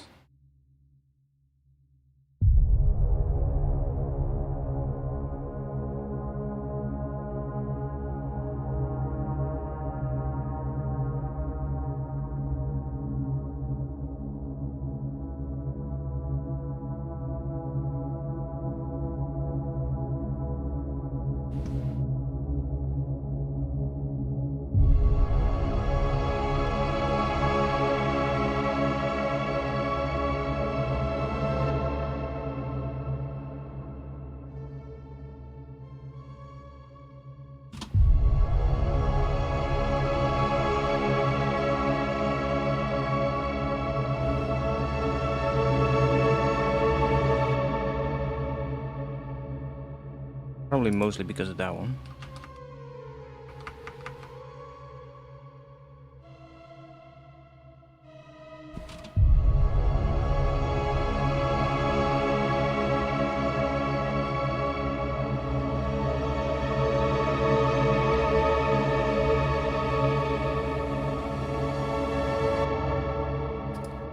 I'm gonna go and change this. Let's see.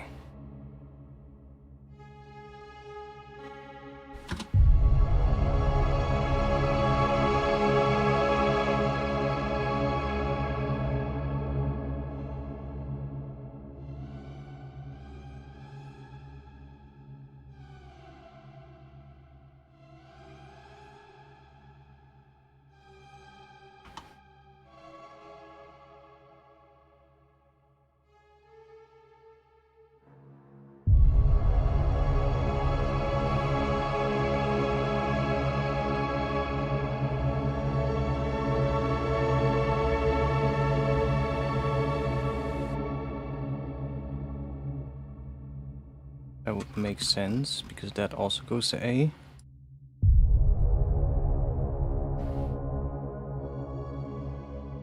Happens if we move that to B.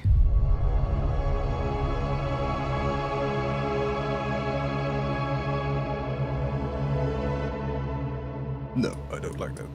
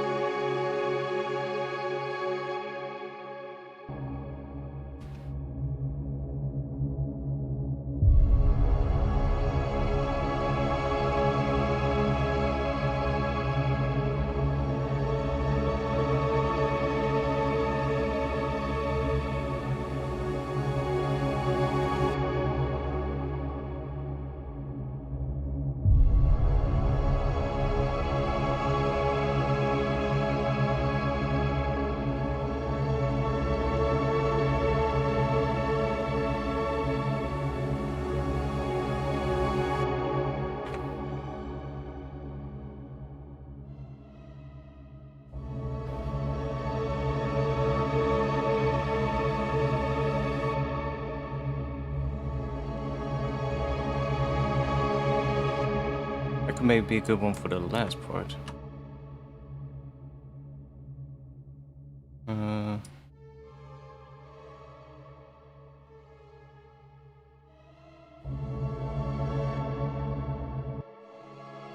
I might swap this out for like maybe just a violin or something. Because right now it's like this weird ass patch.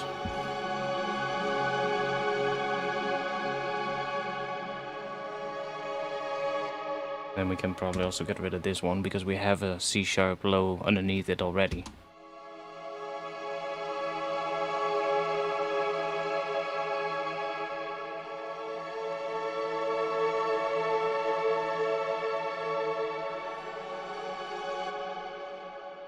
What if we just extend that? Then I guess we can just extend this one all the way through. We can extend that, so these are not re-triggering, only the notes that change re-trigger. And let's change the patch to something, maybe just one of these.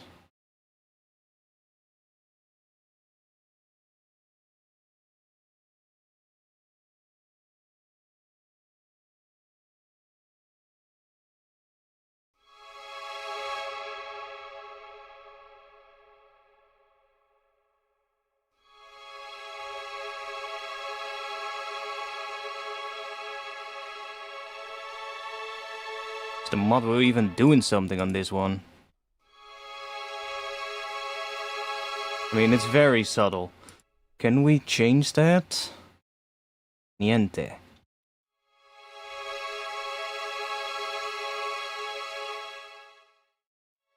guess now it goes from from complete silence, but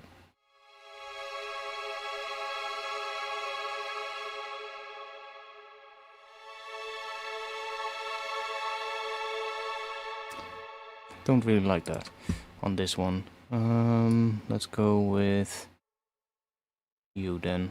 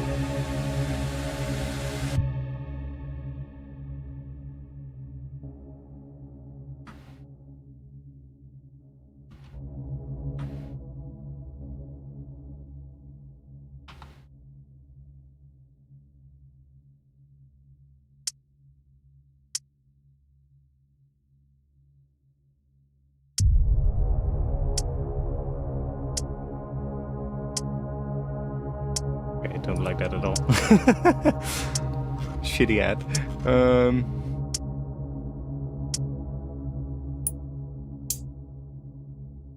We'll just grab a different one.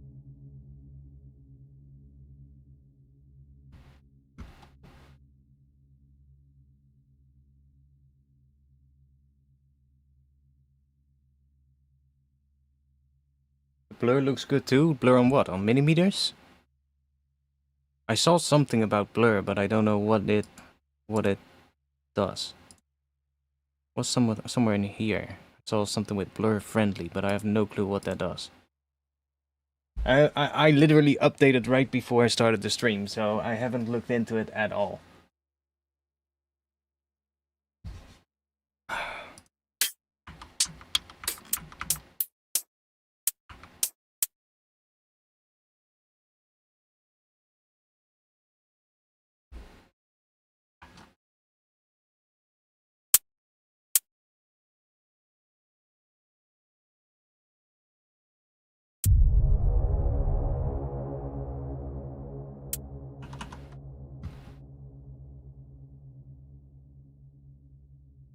Yeah, like the normal preset, it changes colors to your desktop. Looks great. What? Clarify, please.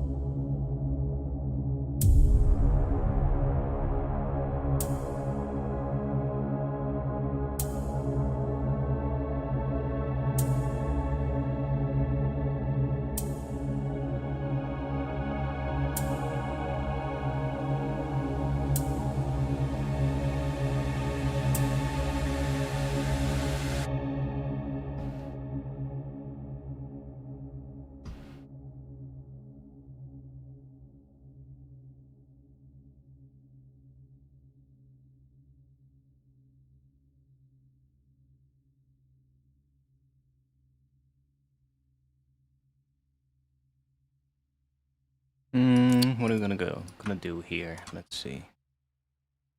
Then that. You are probably gonna stop.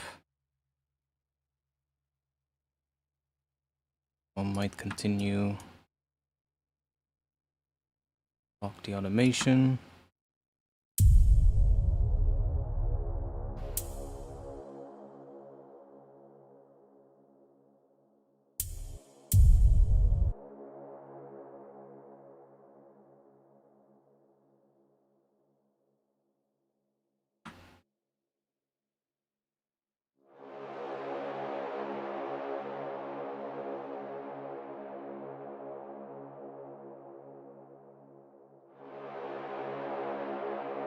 The standard theme, it has a blur effect, not opacity, it just lets the color shine through.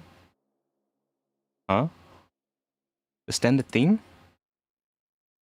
So... Wait, which one is the standard theme? Direct?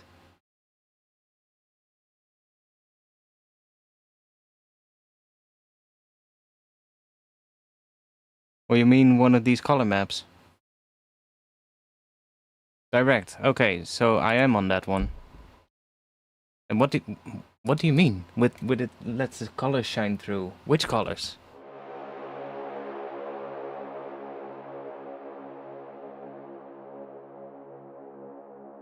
Huh? What's your desktop? Is it black? I mean, I guess.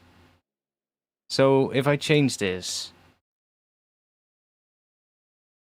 it's still black.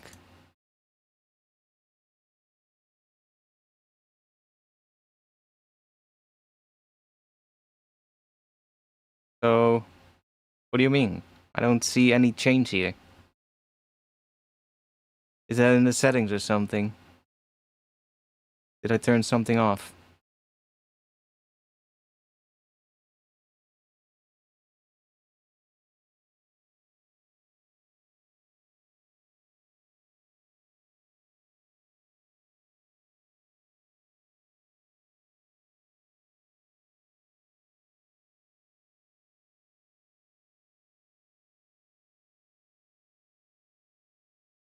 Background blur, is that what you mean?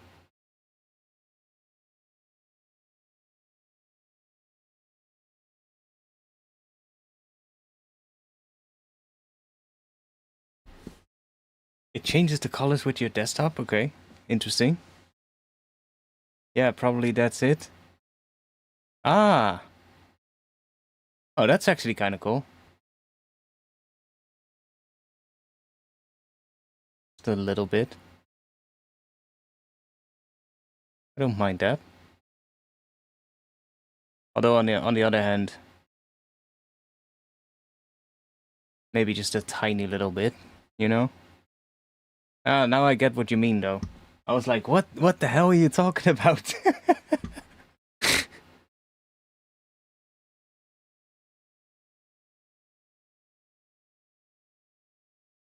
Yeah, that looks alright.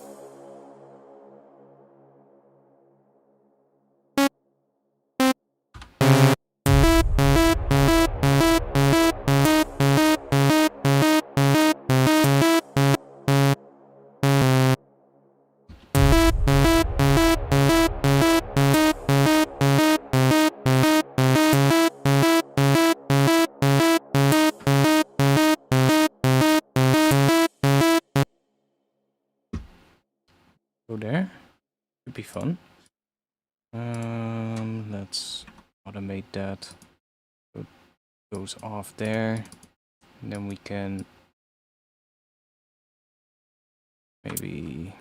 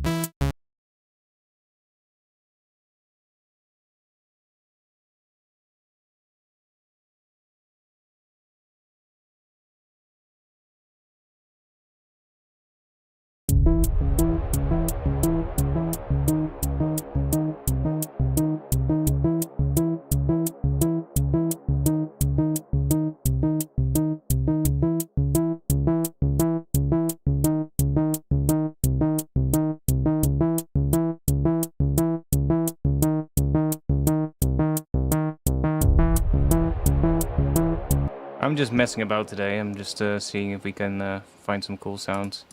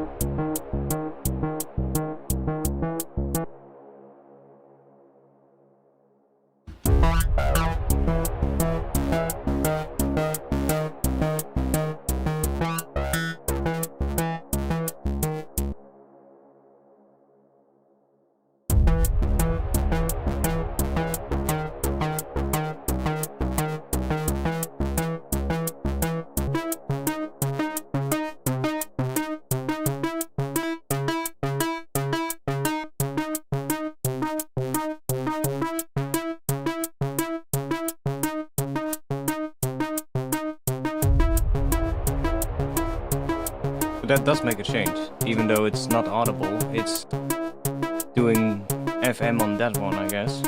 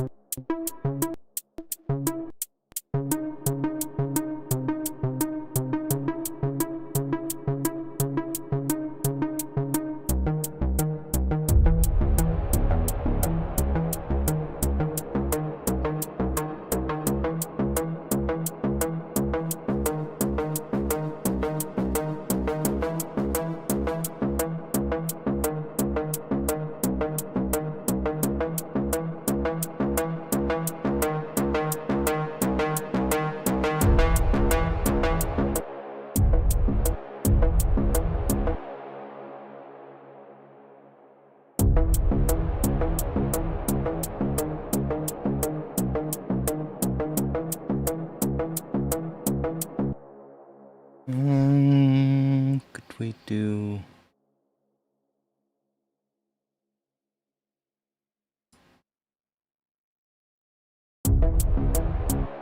idea. Let's see.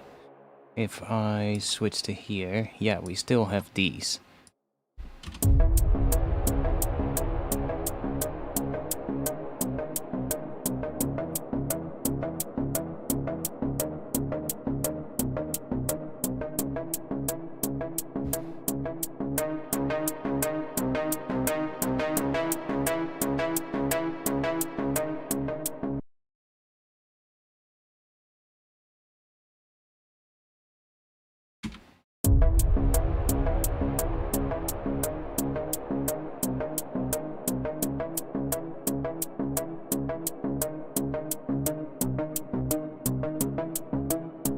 Try just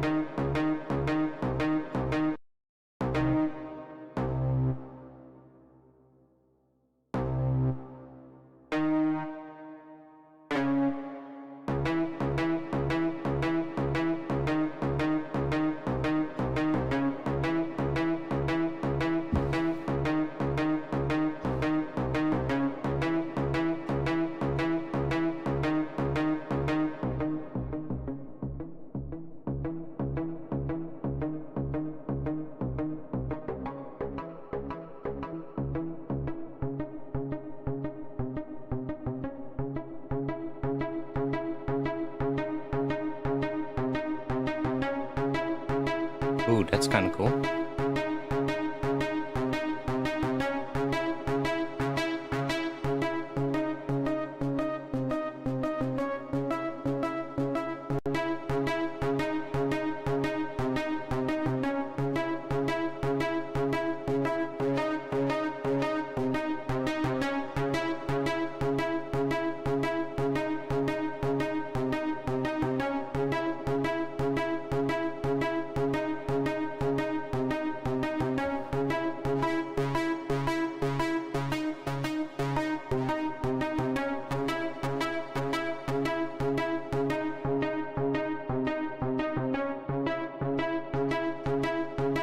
Okay, so that definitely matters, because without it, it sounds a lot duller.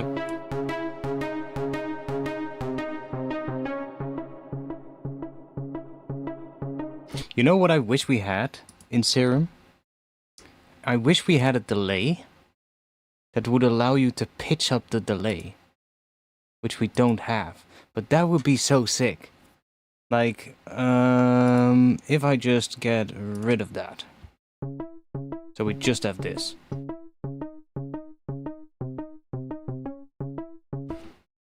And let me just set up a couple of parameters here. Let's do... So this is nice, controlling the bend.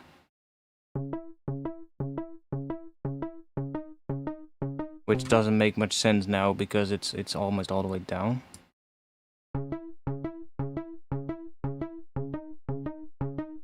But kind of turns it more into a saw wave. So we can do that. And then I guess we want that.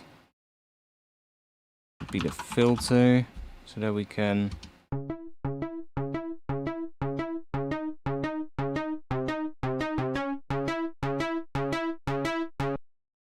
yeah, you could technically sort of like hack it with the frequency shifter, but it's not a pitch shifter, you know, so it's gonna sound different. Would be nice if they would just add like a pitch mode in this one instead of a frequency shifter mode, like maybe turn it into a frequency shifter and a pitch shifter with like a little switch or something. That would be sick. But ultimately just updating the delay with like a mode where you can change the pitch of the delay, for instance, would be nice. I believe it's a... Do we have something in the reverb like that as well, or not? Because they did add like a ton of stuff to the reverb, but...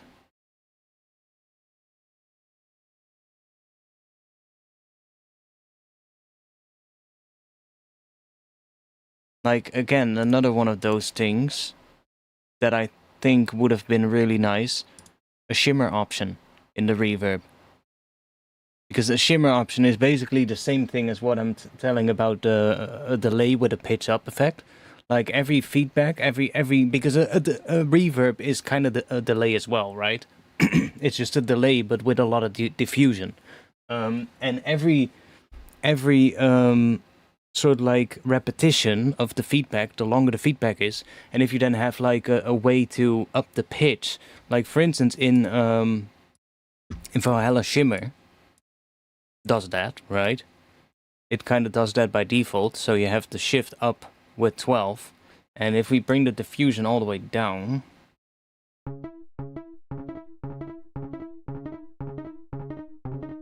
it's kind of hard to hear because it's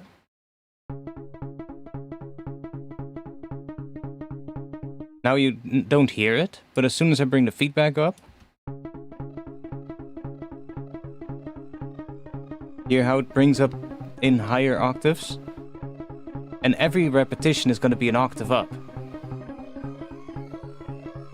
And then if you add diffusion, you get a really big sort of like shimmer kind of effect. Why does that only go up to... Okay, weird. Huh, strange. But it would be nice if there was a delay that did that. Like in Ableton, you've got the grain delay, of course, which is kind of cool. Grain delay is awesome. It also can do really weird things.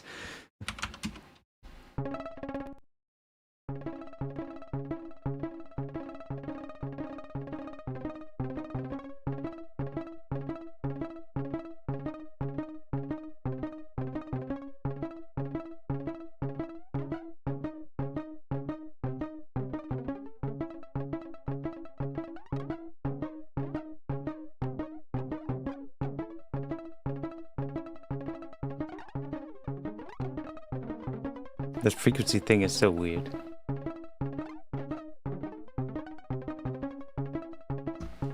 The reverb has drift, but it's not precise. I mean, isn't that the point of drift? Might be me, but isn't drift supposed to be not precise? It's supposed to drift, which is kind of like the opposite of being precise.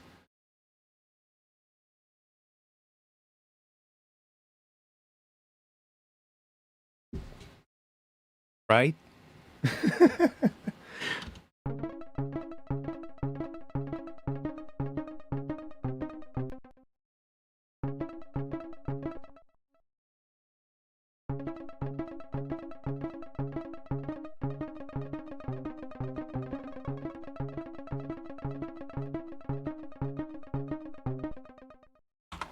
Now my favorite reverb lately, we can try that one out, see if that one does something cool.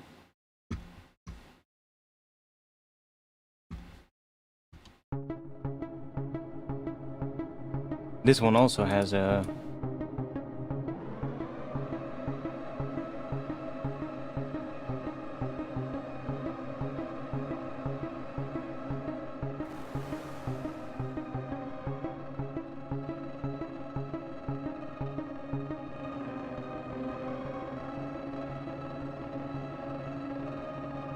Such a weird sound.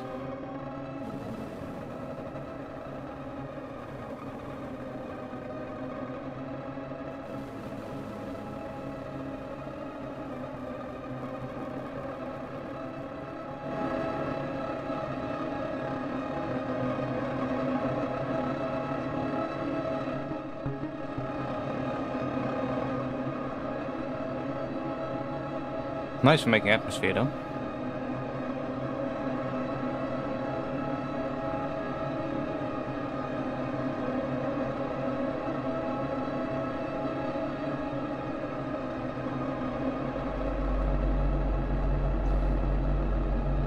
What?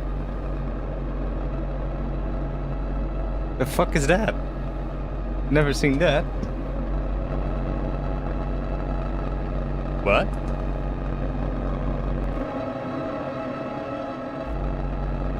Never knew it did that. That's weird. It's kind of cool.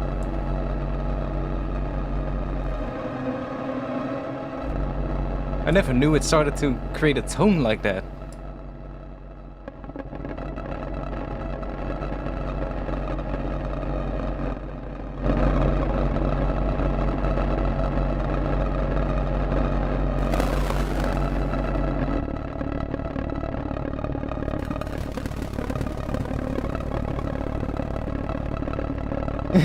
Yeah, exactly. Now I'm like, what?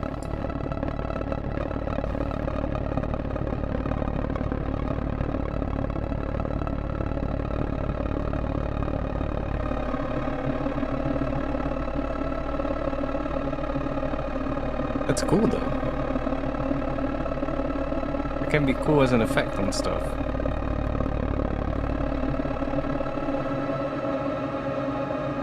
Like it makes it almost like, so like when you distort a sound with a sub, but slightly different, I guess. And if we add this, it like there's even a sub note appearing. Interesting. See?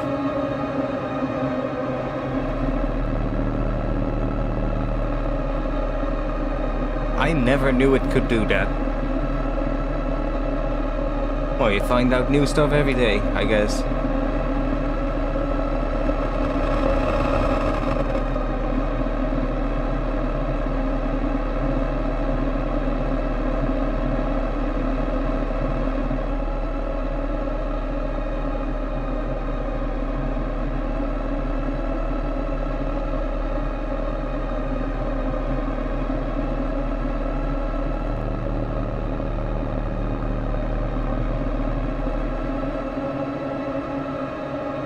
This thing is amazing for atmosphere though. I use it quite a lot for that. Like just this whole setup is really nice for making atmosphere. Like even just like plucky sounds like what we have now. See, that's the input, and you get this really big sort of like wall of sound.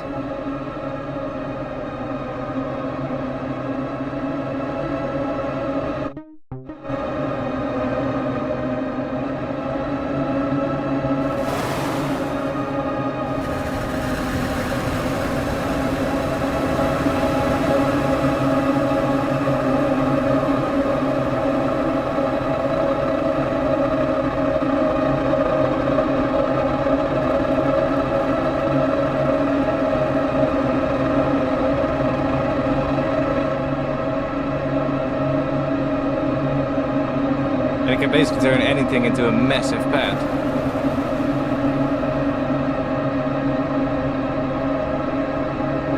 But also kind of an interesting one because of how it makes the reverb. As you can hear, if we bring the diffusion down, you can kind of hear what it's doing, right? It's using all of these sort of like, I guess it's just a granular kind of thing. See? It's like almost like a granular kind of effect. And then this kind of adds differences to those grains, I believe. Or maybe increases the amount of them. And then this is the shape of the grains. And this is random to that shape. This is your width control. This is your size of the sort of like the reverb.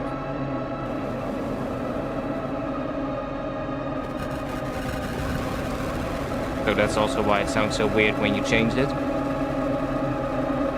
Reverb is a lot of delays, yeah. True. And then with some diffusion. That's the feedback, I'm sorry. That's the diffusion. It becomes really big.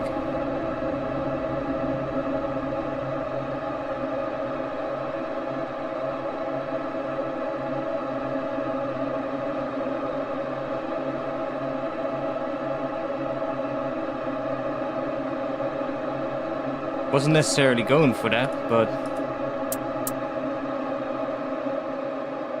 now I kind of wonder what happens if I automate it in.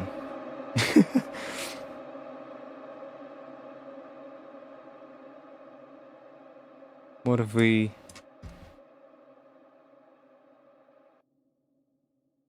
maybe from here. Okay, there is a lot of low end happening here because of how that patch was set up. Just the FM creating low end, I guess.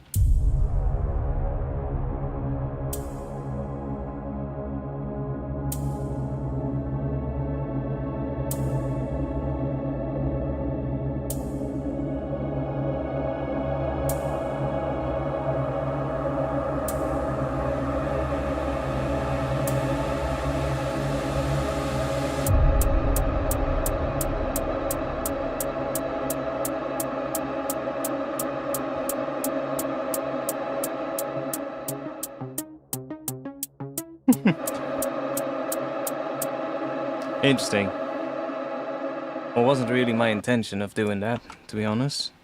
I wanted to have you come in here or something and make it better. I guess we're just gonna go back in here.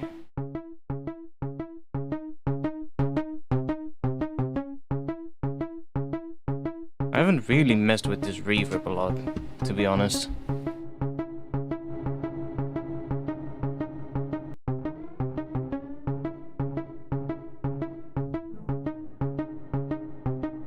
Only this mode seems kind of interesting. I've kind of used that one a few times, but...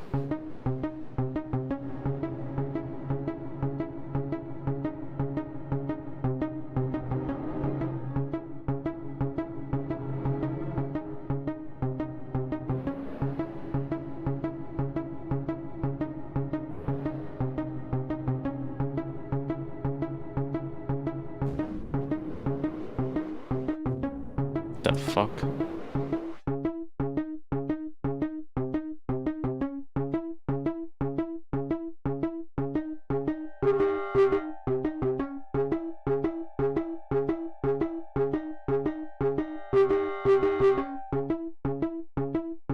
Not sure what I would use that for.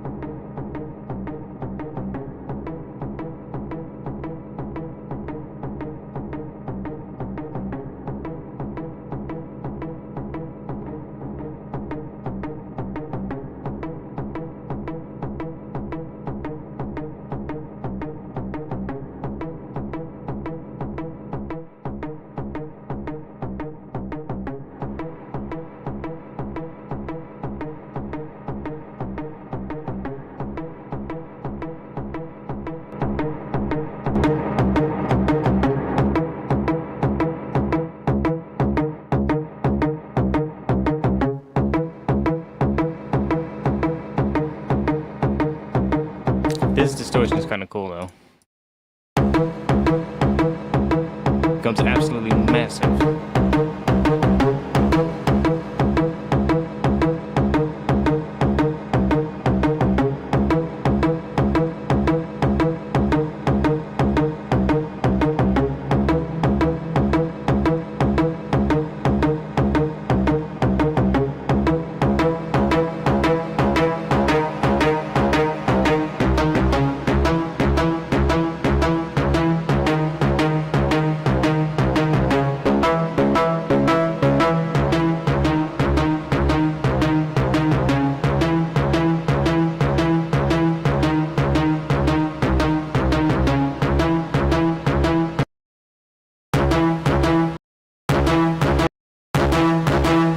It absolutely goes to such insane amounts of distortion. I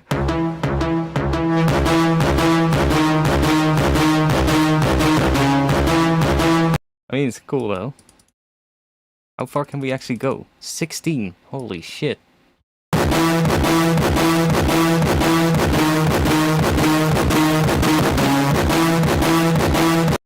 Actually kind of cool.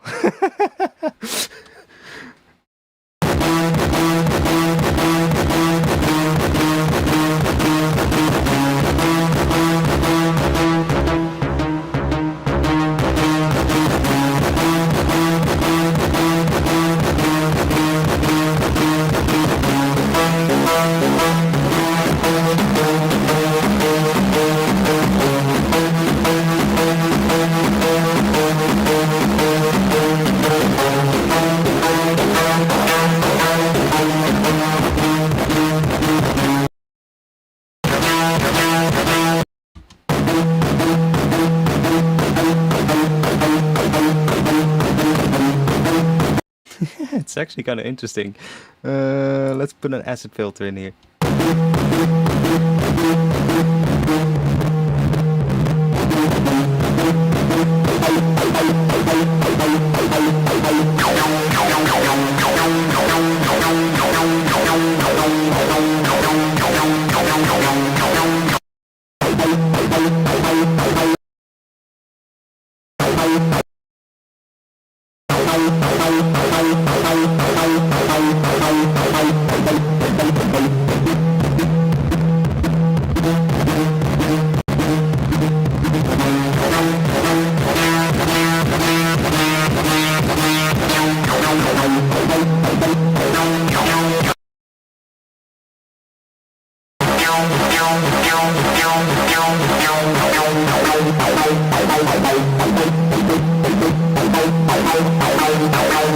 Can do some really weird shit.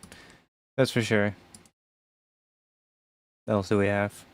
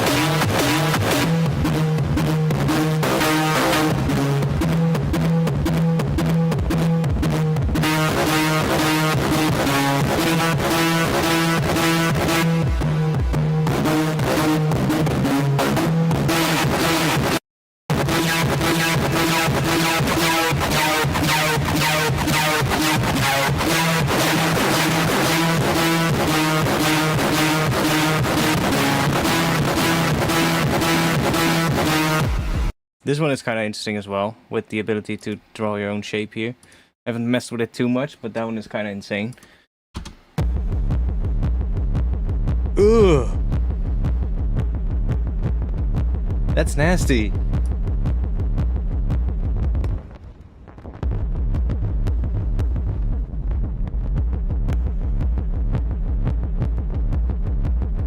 The fuck is happening?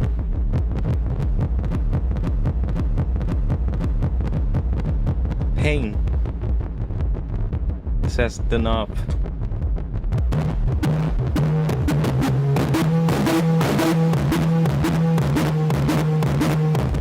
But that, what the hell?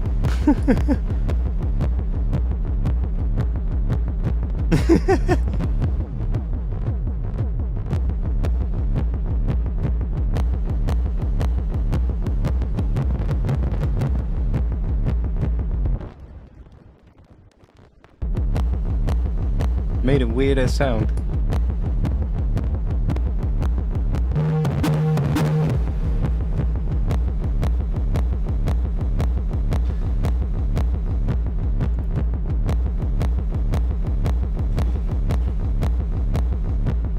Look at the stereo as well. Does it sound like a mono?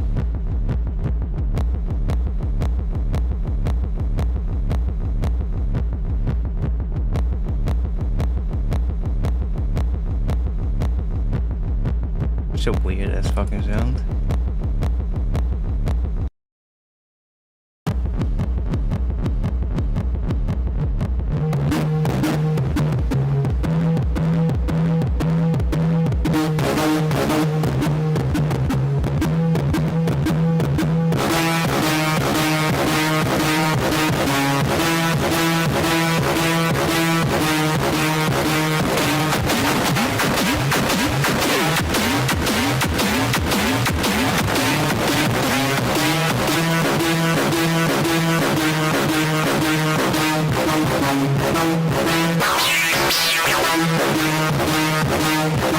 Oh, that's actually kind of interesting as well, having a low pass and a high pass in one.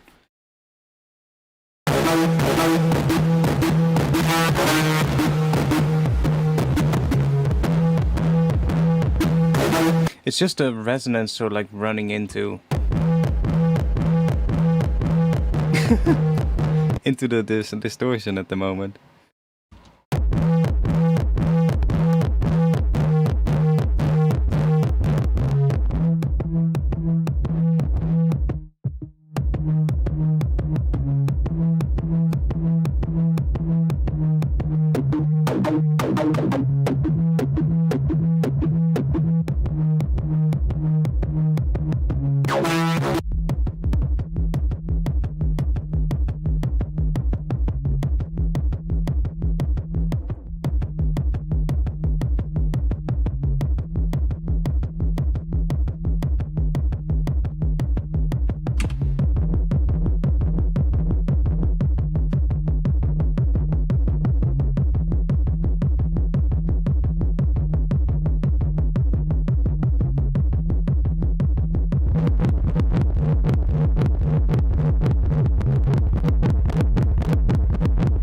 weird as sound. Sound design is so weird.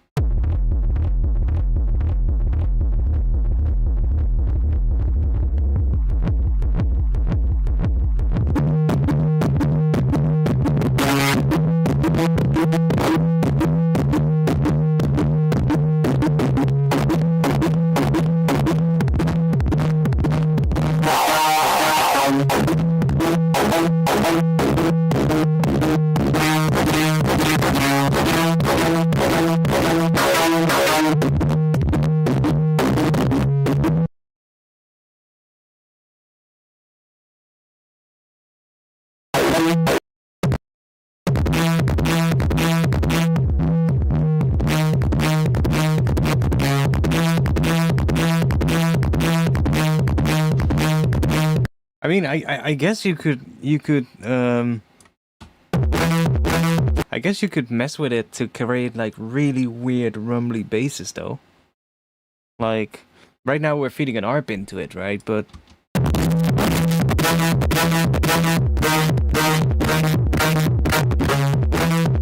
you can do some weird shit, I guess.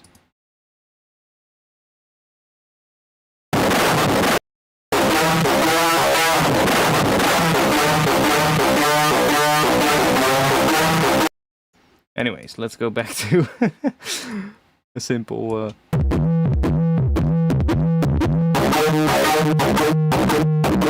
So that distortion is doing so much work here.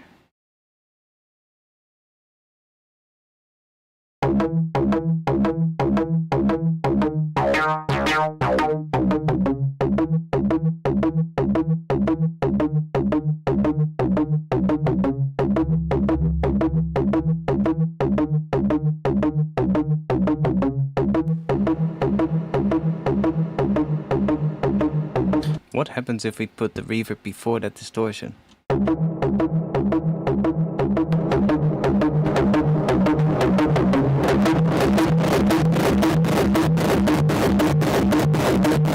Nothing special. Okay, let's change that.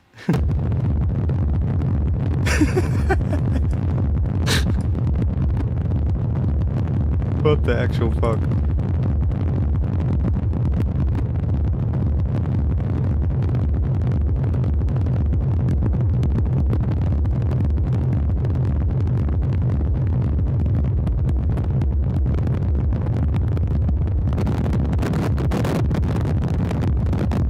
What the fuck?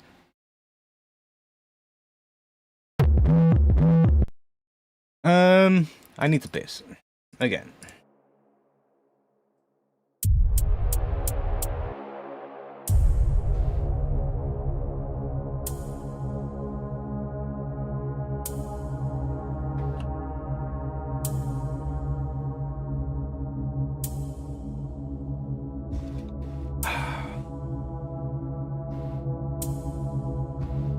Yeah, sure, I'll just leave this playing for now. I'll be back in just a bit. It's how late? 1 AM. Okay. Yeah, sure, we can do some more sound design.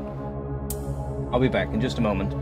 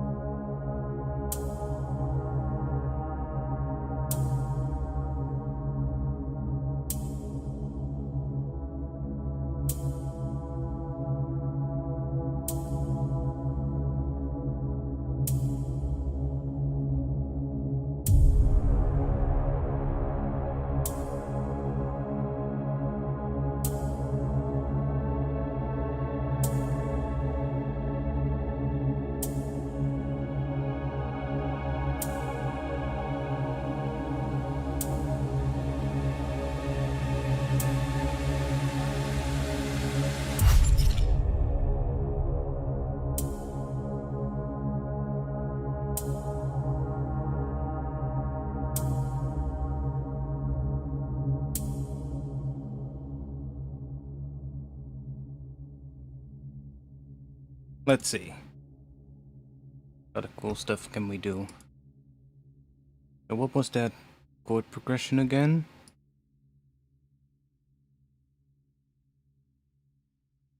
Kind of go from C sharp minor to, guess, an A major.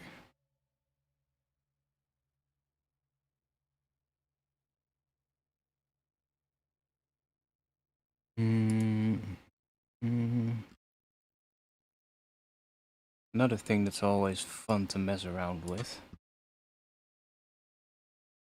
is having one sound.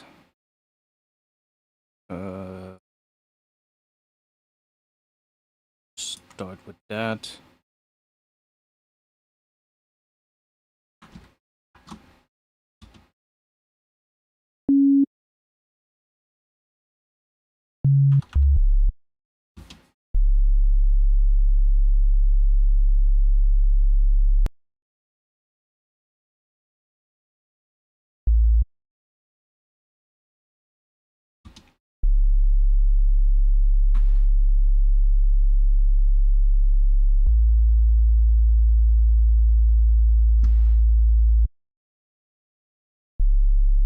Guess we can even do it in one patch. Let's see what happens if we do that.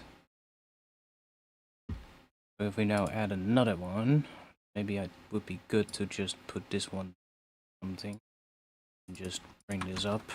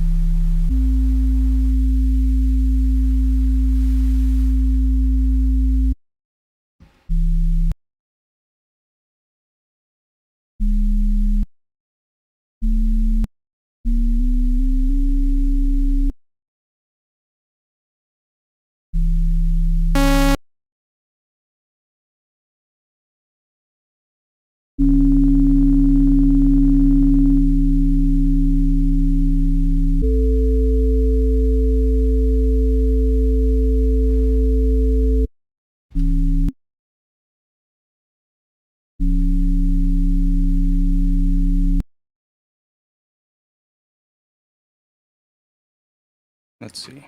Let's go and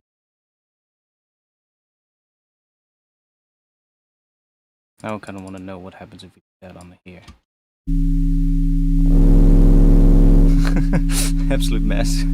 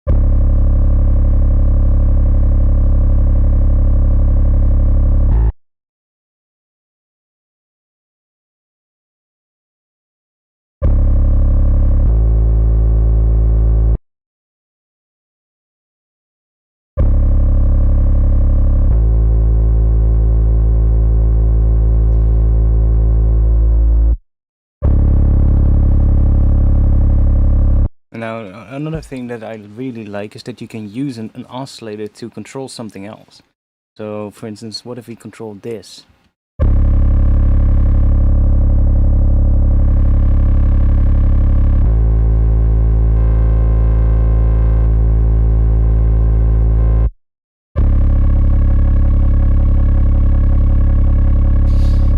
And yo, Memento.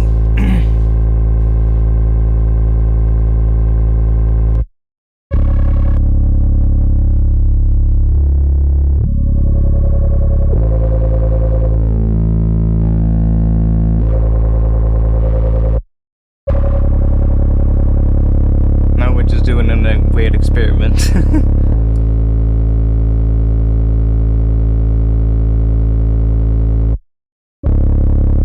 What if we leave this one at 1 and we put this one on 2?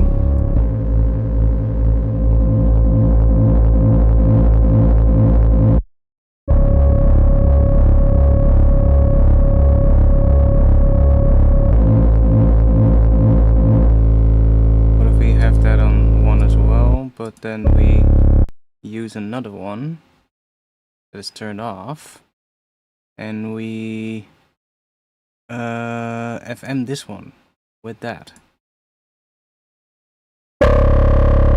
And then we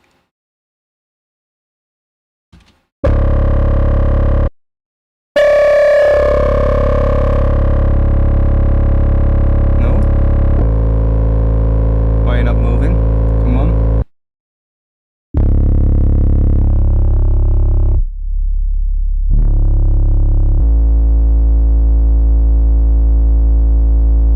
Oh wait, I'm doing from B. I'm stupid.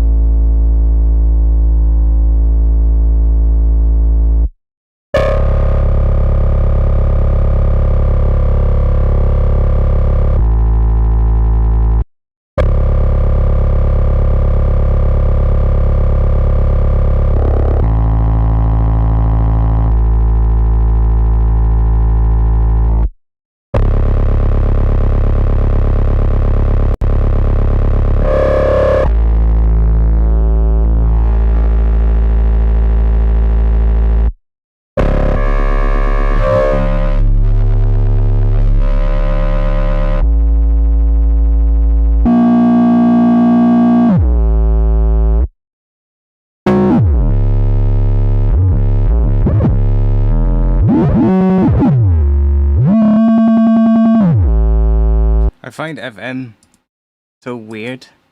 I don't know what I would use that for. Like I mean like this FM, right? This weird FM. to just give it a name. Like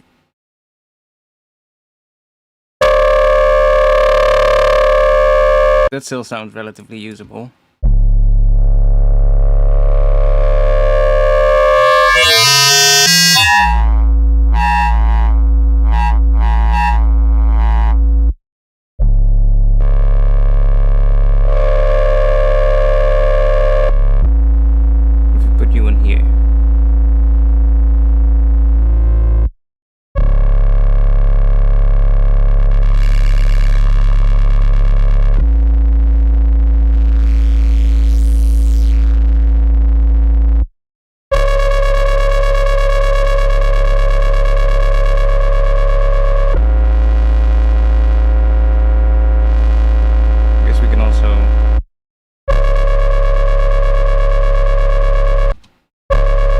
Okay, it's still doing that.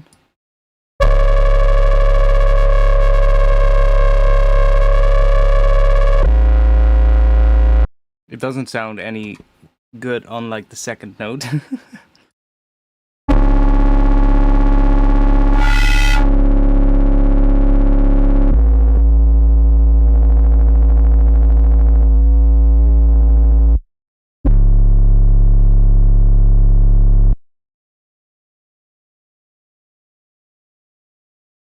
I mean, doesn't sound good at all, this patch, but let's see, what else do we have here? Do I have a sample?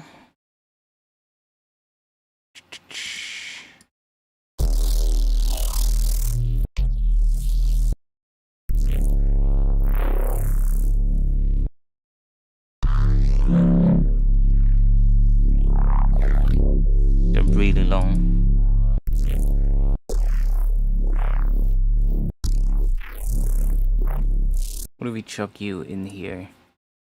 Okay, that didn't even take that long.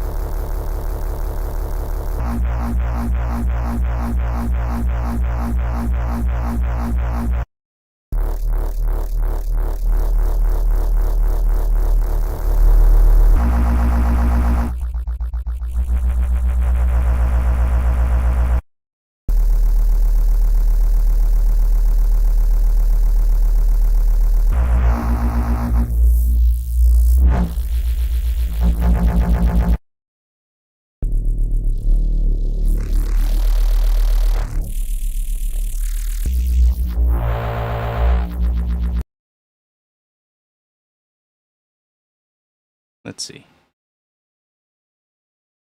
Okay, we cannot change the range. We can do that here.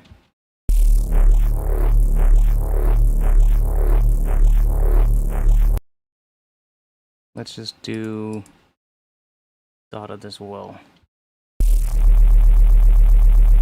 It's already a really big range.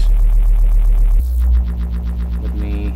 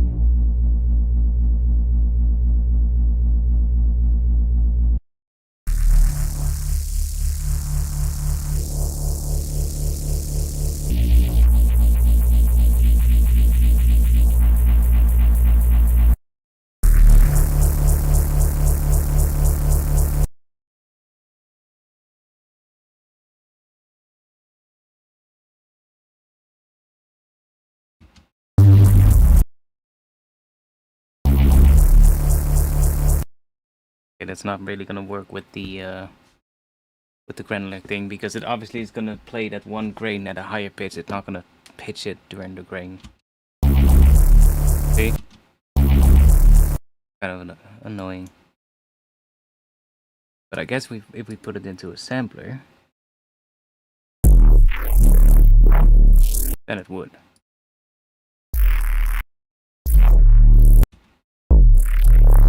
And we can re-trigger this some other way. I guess we can even use this thing.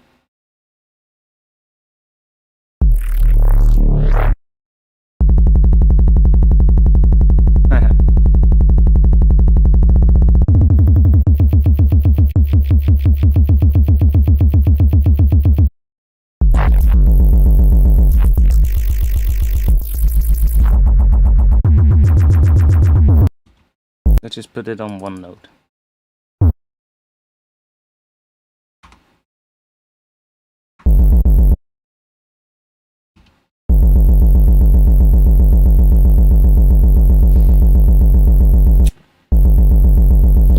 I agree. Would be nice if you could zoom in on it.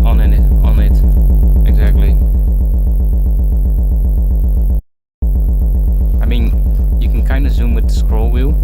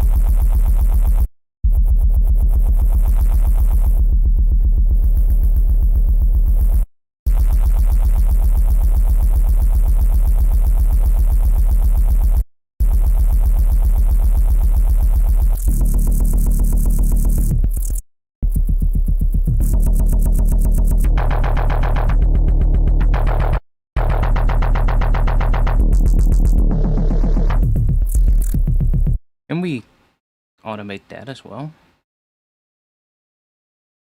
Can we? Huh, nice. Wait. I put this on here, but it's not doing anything. Okay. Oh, because that's the loop start. Ah. So can we do that? Oh, nice. So that's kind of cool. Apply and delete macro. The fuck is that? I've never seen that before. What the hell is that? Apply and delete macro? Apply what?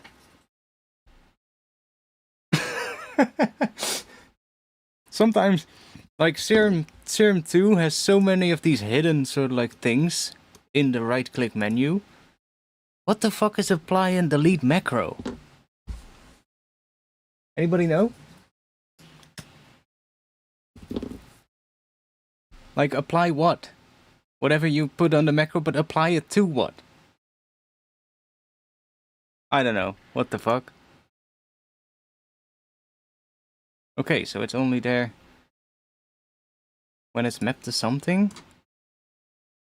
Apply and delete macro.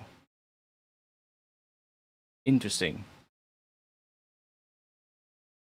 So what happens if I do that?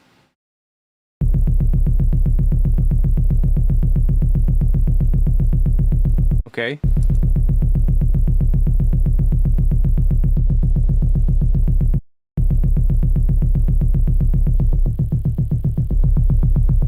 Now what?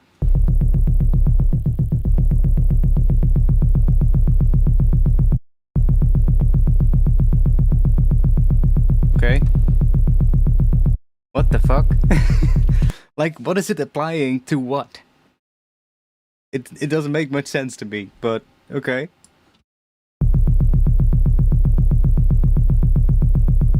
What's this connected to now?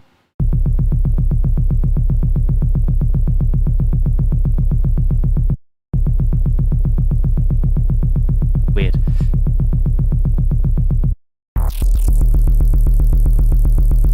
So, I guess because this sample is really fucking long, it's gonna be a pain to do, but could, theoretically. How long is that note? Fucking 4 bars.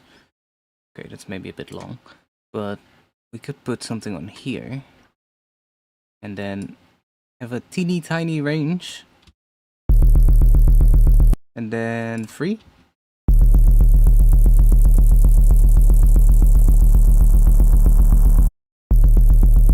I mean, it does kind of work.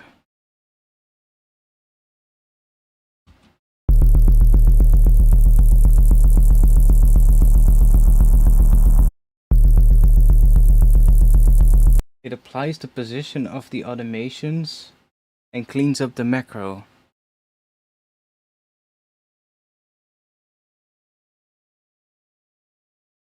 Okay.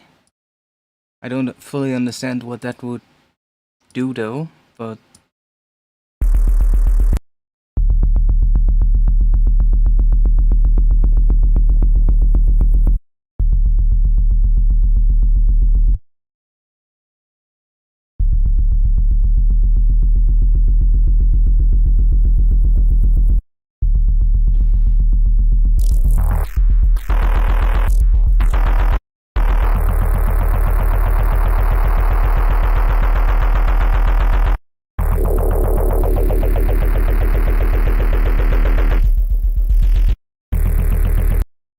let's go to some of these weird ones here. What was that? This one. Okay, that's really weird.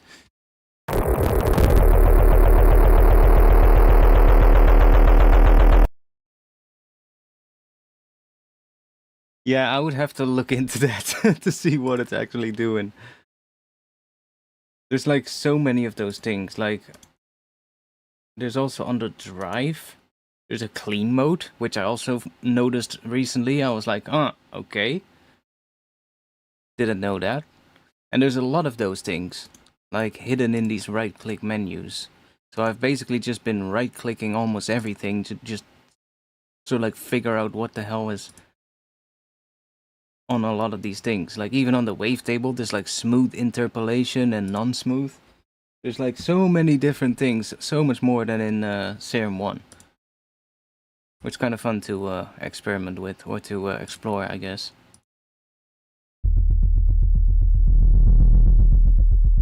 Now this sample has a lot of low end, so it's not gonna... I assume it's not gonna do much. But... oh, I was literally one away.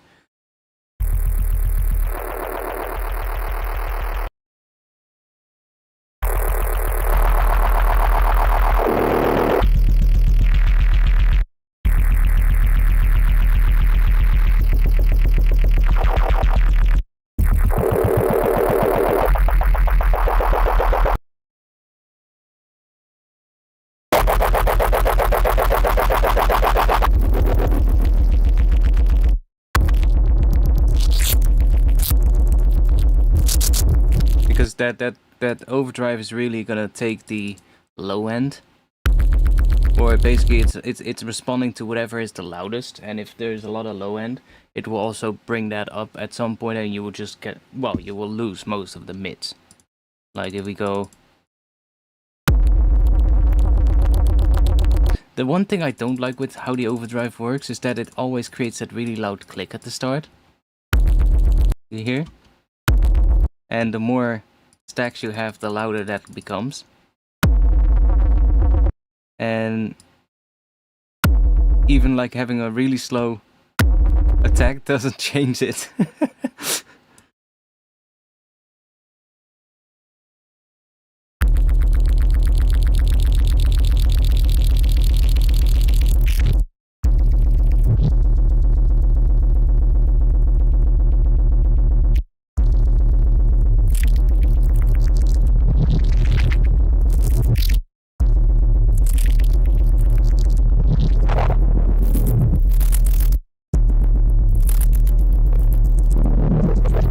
Yo, what the fuck happened? Yo, Streamlabs, what did you do? Why did you delete all his messages? The fuck?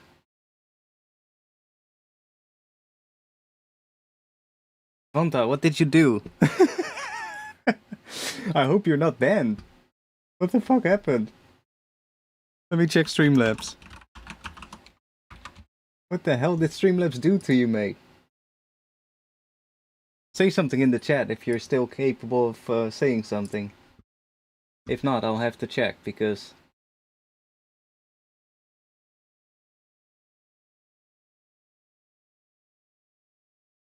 Mr. Bill, the point was a link in its eyes? What?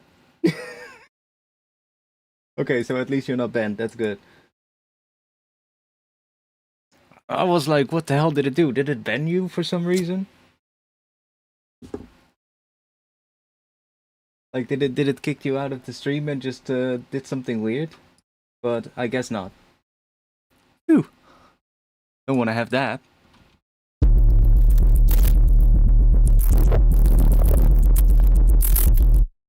I honestly haven't really used the sampler much in here. Because, you know, with the sampler, you know, I would just grab like just grab like a sampler in Ableton most of the time. Get a lot more control that way. But I find the same thing with a lot of synths, you know. Like, the samplers in synths are often kind of annoying to work with, in my opinion. Because the windows are so tiny. The same thing happens in, in Current as well. Like, you can load a sample in, but there's no way to actually properly zoom in on the sample, and it just becomes annoying to work with. Now, one thing I did make, which is kind of fun to mess around with, is I made a bunch of files that are like, I guess well, kind of like an impulse response, but they're not. So what I mean is, like, if we just make, let's just make a bit of a subby kind of sound. Let's just do a bit of a rhythmic thing.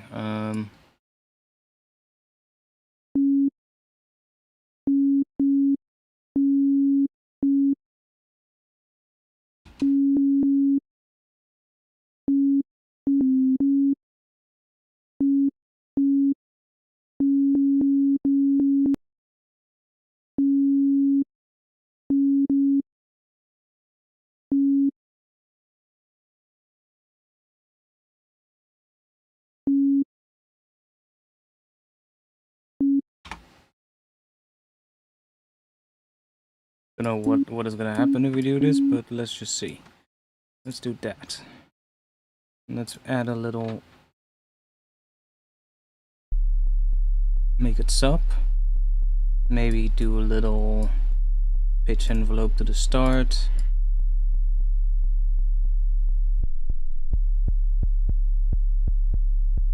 So I made a bunch of files that I guess I can throw in here.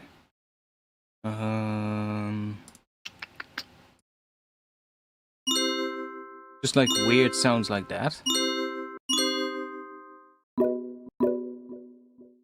And we can throw that in here.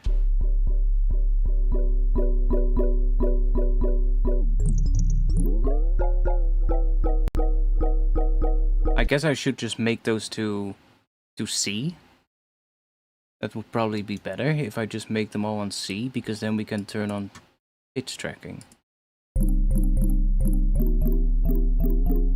Oh wait, if we turn pitch tracking on, you get a semitone. Oh, nice. So then I can just do +2. And then it should be in tune. Or +14.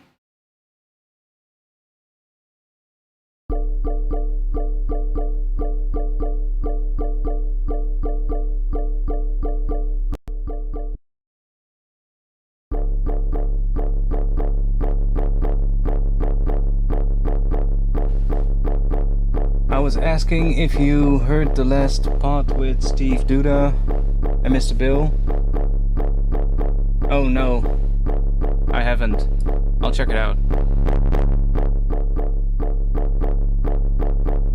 Yeah, I should probably make these with ONC, but it's not that important, because if this also is able to track in semitones, then you can just take any one.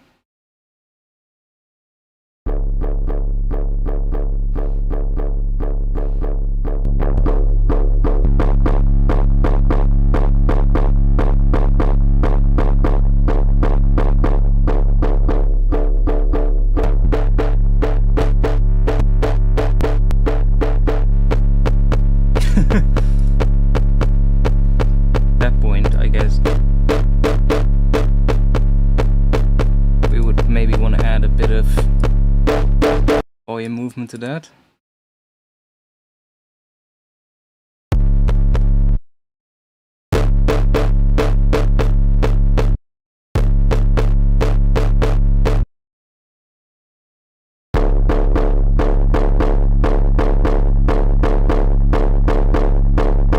These are basically just like weird chord sort of like things.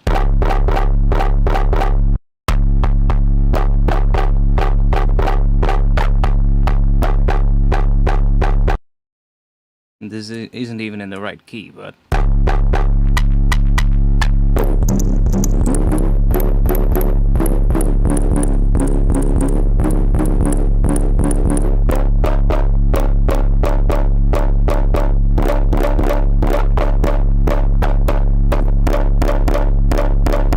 Get some weird sounds like that.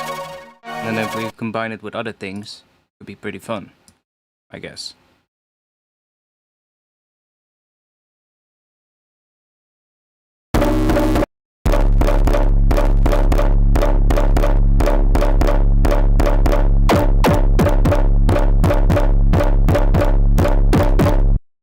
Probably want to put you on here.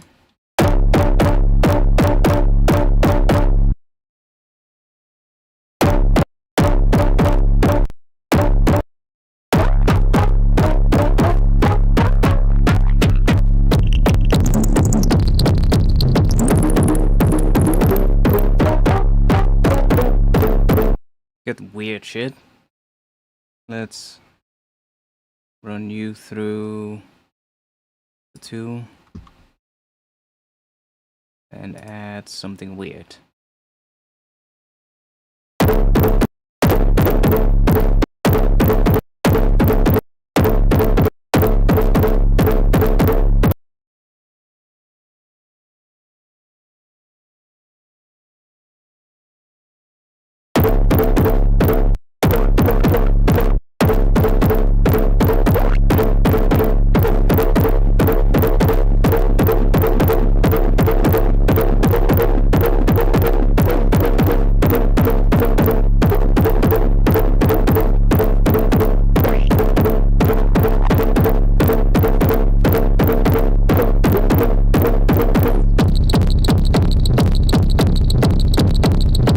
What the fuck?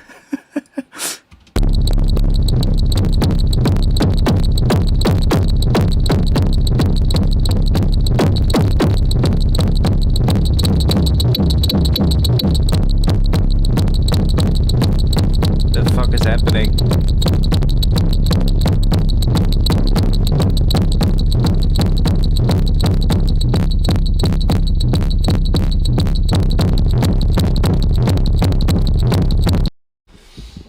They talked about themes, that was interesting.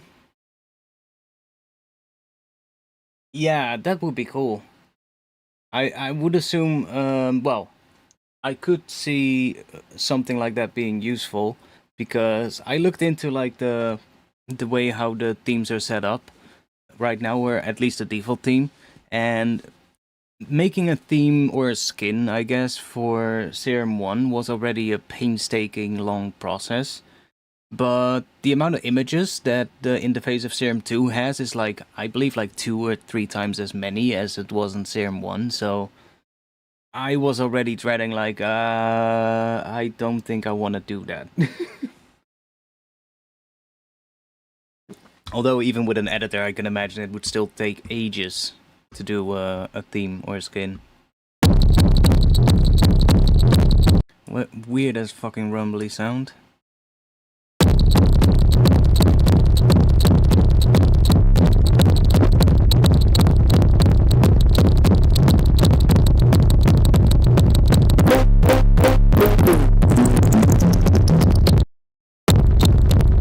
Maybe he wasn't sure. Oh, okay. We'll see, I guess.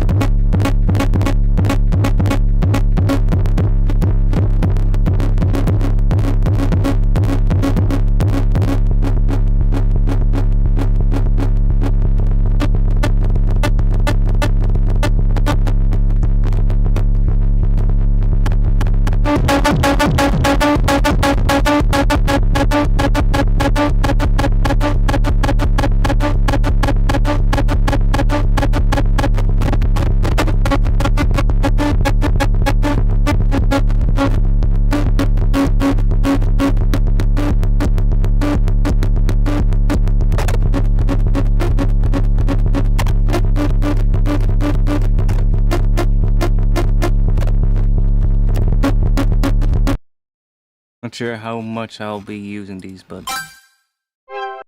I thought it could be fun. Jesus Christ.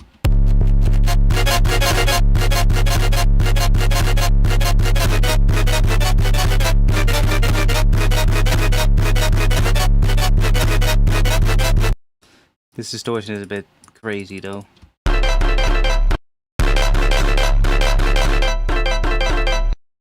That's kind of what the thing is.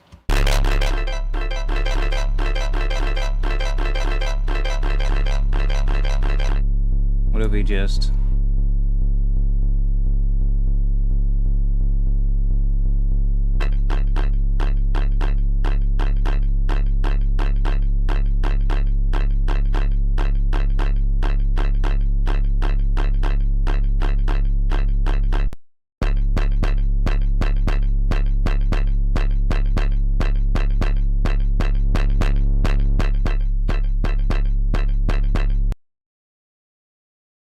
I also like this distortion, the soft saturation. Make things louder, but kind of nice in a good way. Anyways, I think I'm gonna call it quits for tonight. I'm sort of like now just twisting things and not really doing much. Any questions though? I did make some patches already in Serum 2.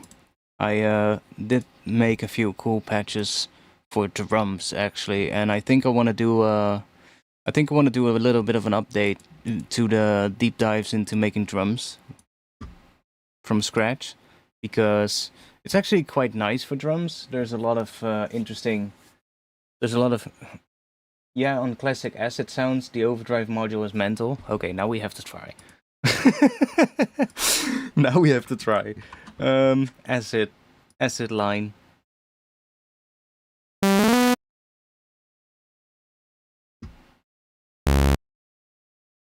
we're obviously gonna have to do it with a low note as well. Come on.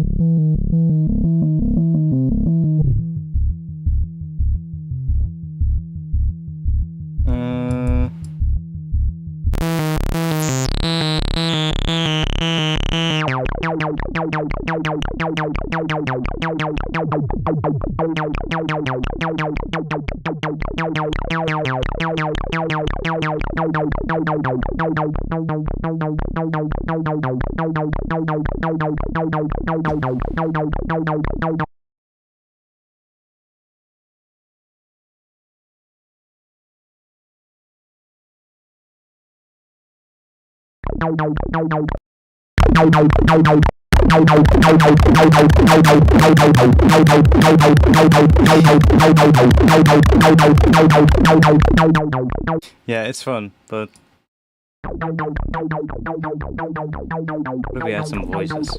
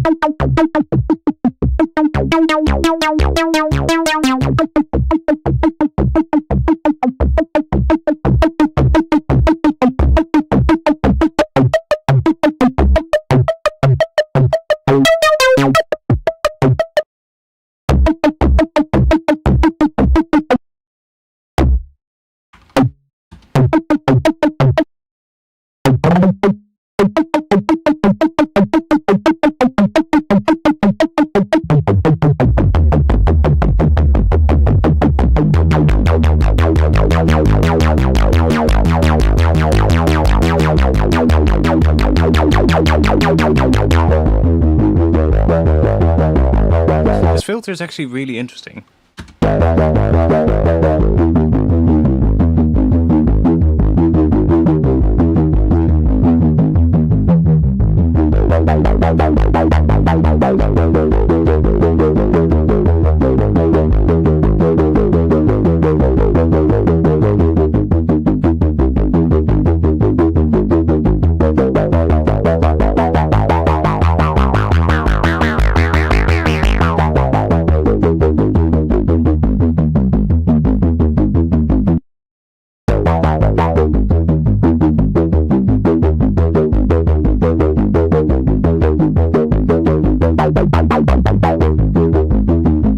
I really like what that smoothing does.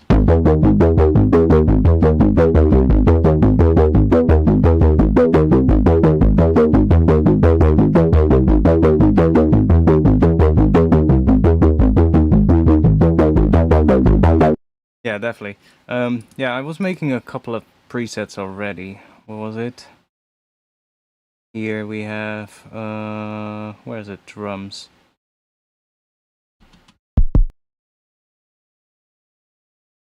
I need a...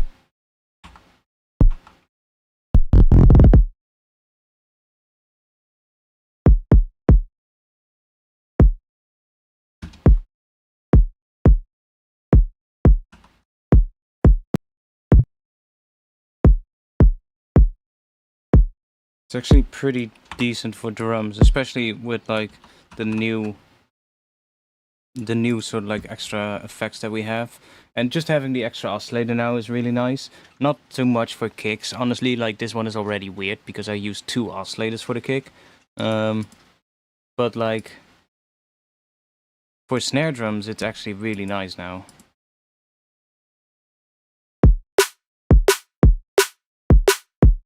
Like that's just straight out of Serum.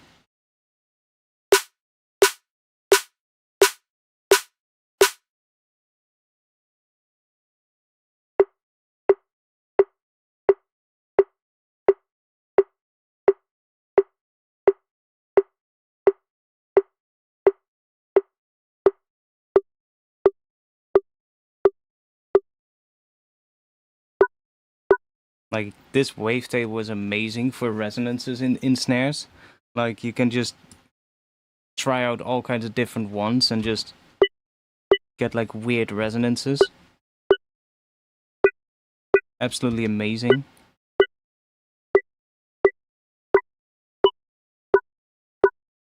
And then the sampler with the adding like a clap layer in there, which actually does a lot in this particular one.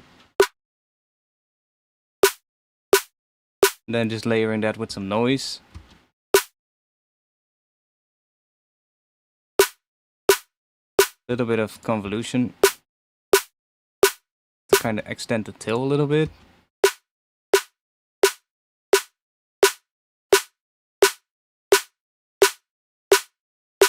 And then what I mean here is like all these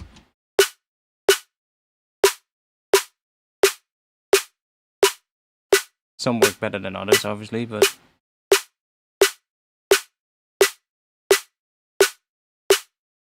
I find this one works really well.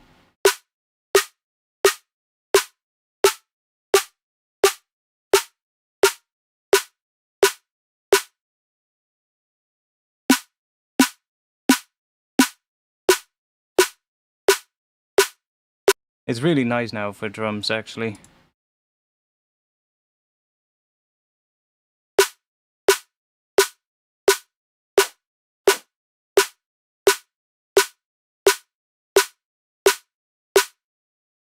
And then if you don't want the resonance, we can of course find the one that is connected to the resonance, which is this one. You can just say that macro 1.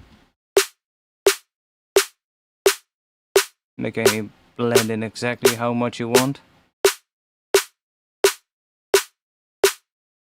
So I might have to do an updated video now we have all the new tools, because back in the day we wouldn't, like I would be able to get up to about here inside of Serum, right? Because you would be using the noise And then I would always be like, that's a decent snare, but it needs a clap layer or something in the tail to give it texture. And I just wouldn't be able to do it inside of one Serum. I would have to go and, layer it with something. And now I can just take like, okay, well, just put a clap in here.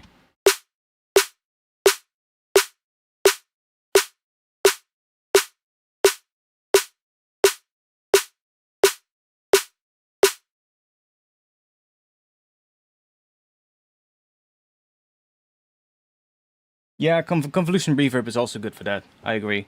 There's also other things you can use, but I might have to do a whole video again.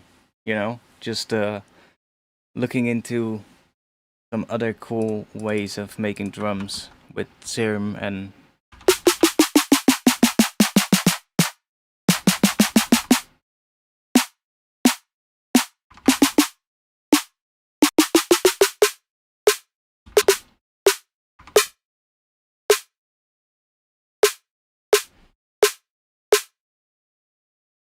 And the one thing I really like as well is I don't think I used it here, but this new mod remap stuff is absolutely phenomenal.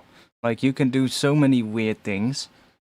Like, you could only curve it back in the day, right? But now you can just double click it and open this, so you could literally like flip this, for instance.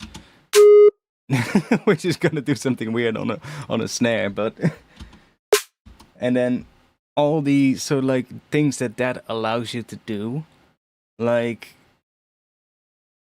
I haven't even fully gotten into it, but there's so many things you can now do with that by just changing the mapping of that, and also for the auxiliary sources, that it opens up a whole new bunch of possibilities that could actually be really fun.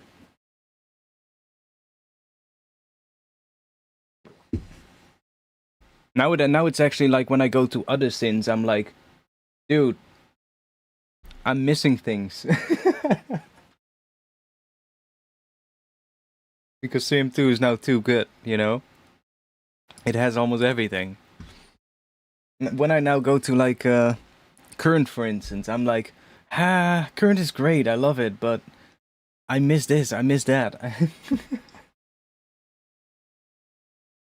Anyways, I'm gonna call it quits for tonight. Next week, we're gonna do a feedback session. So I'll make a post in the feedback submissions channel in the Discord.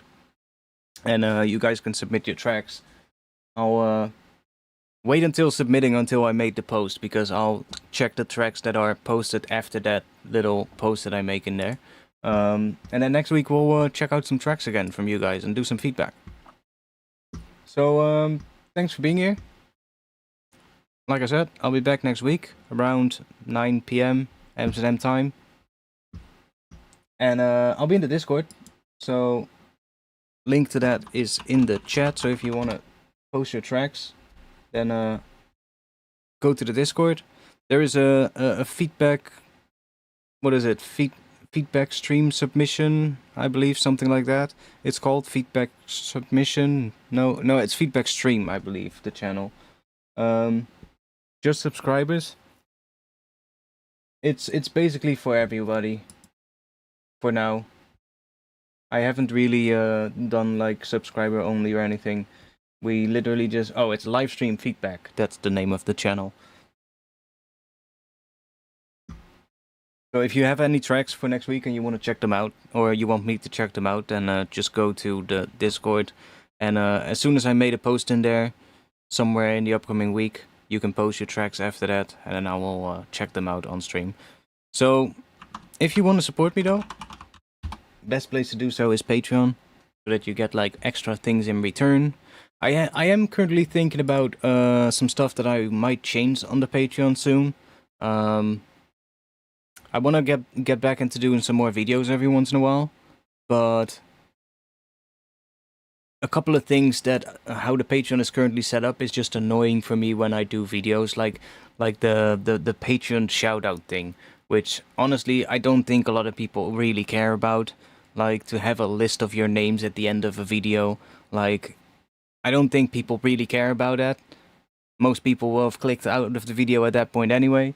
And it's kind of a pain to do, because I have to export a whole list of all the Patreon's supporters, and then I have to open that in Excel or some other kind of software that allows me to read CSV files. I have to, copy the names, and then some of the names have like a symbol in their name which isn't properly loaded in the CSV file, so I then have to go and change that manually, and it's a pain in the ass to do at the end of a video edit. So I think I'm just gonna replace it with thanks to all the Patreons. Thanks to all the patrons, which is a lot easier, And I'm also thinking about changing some stuff on the Patreon soon, but I'll let you guys know. Anyways, thanks for being here. Was fun. I'll be back again next week, like I said. And if you have any more questions, just come to the Discord and we'll talk there. So thanks for being here, and I'll see you all in the next one. Peace.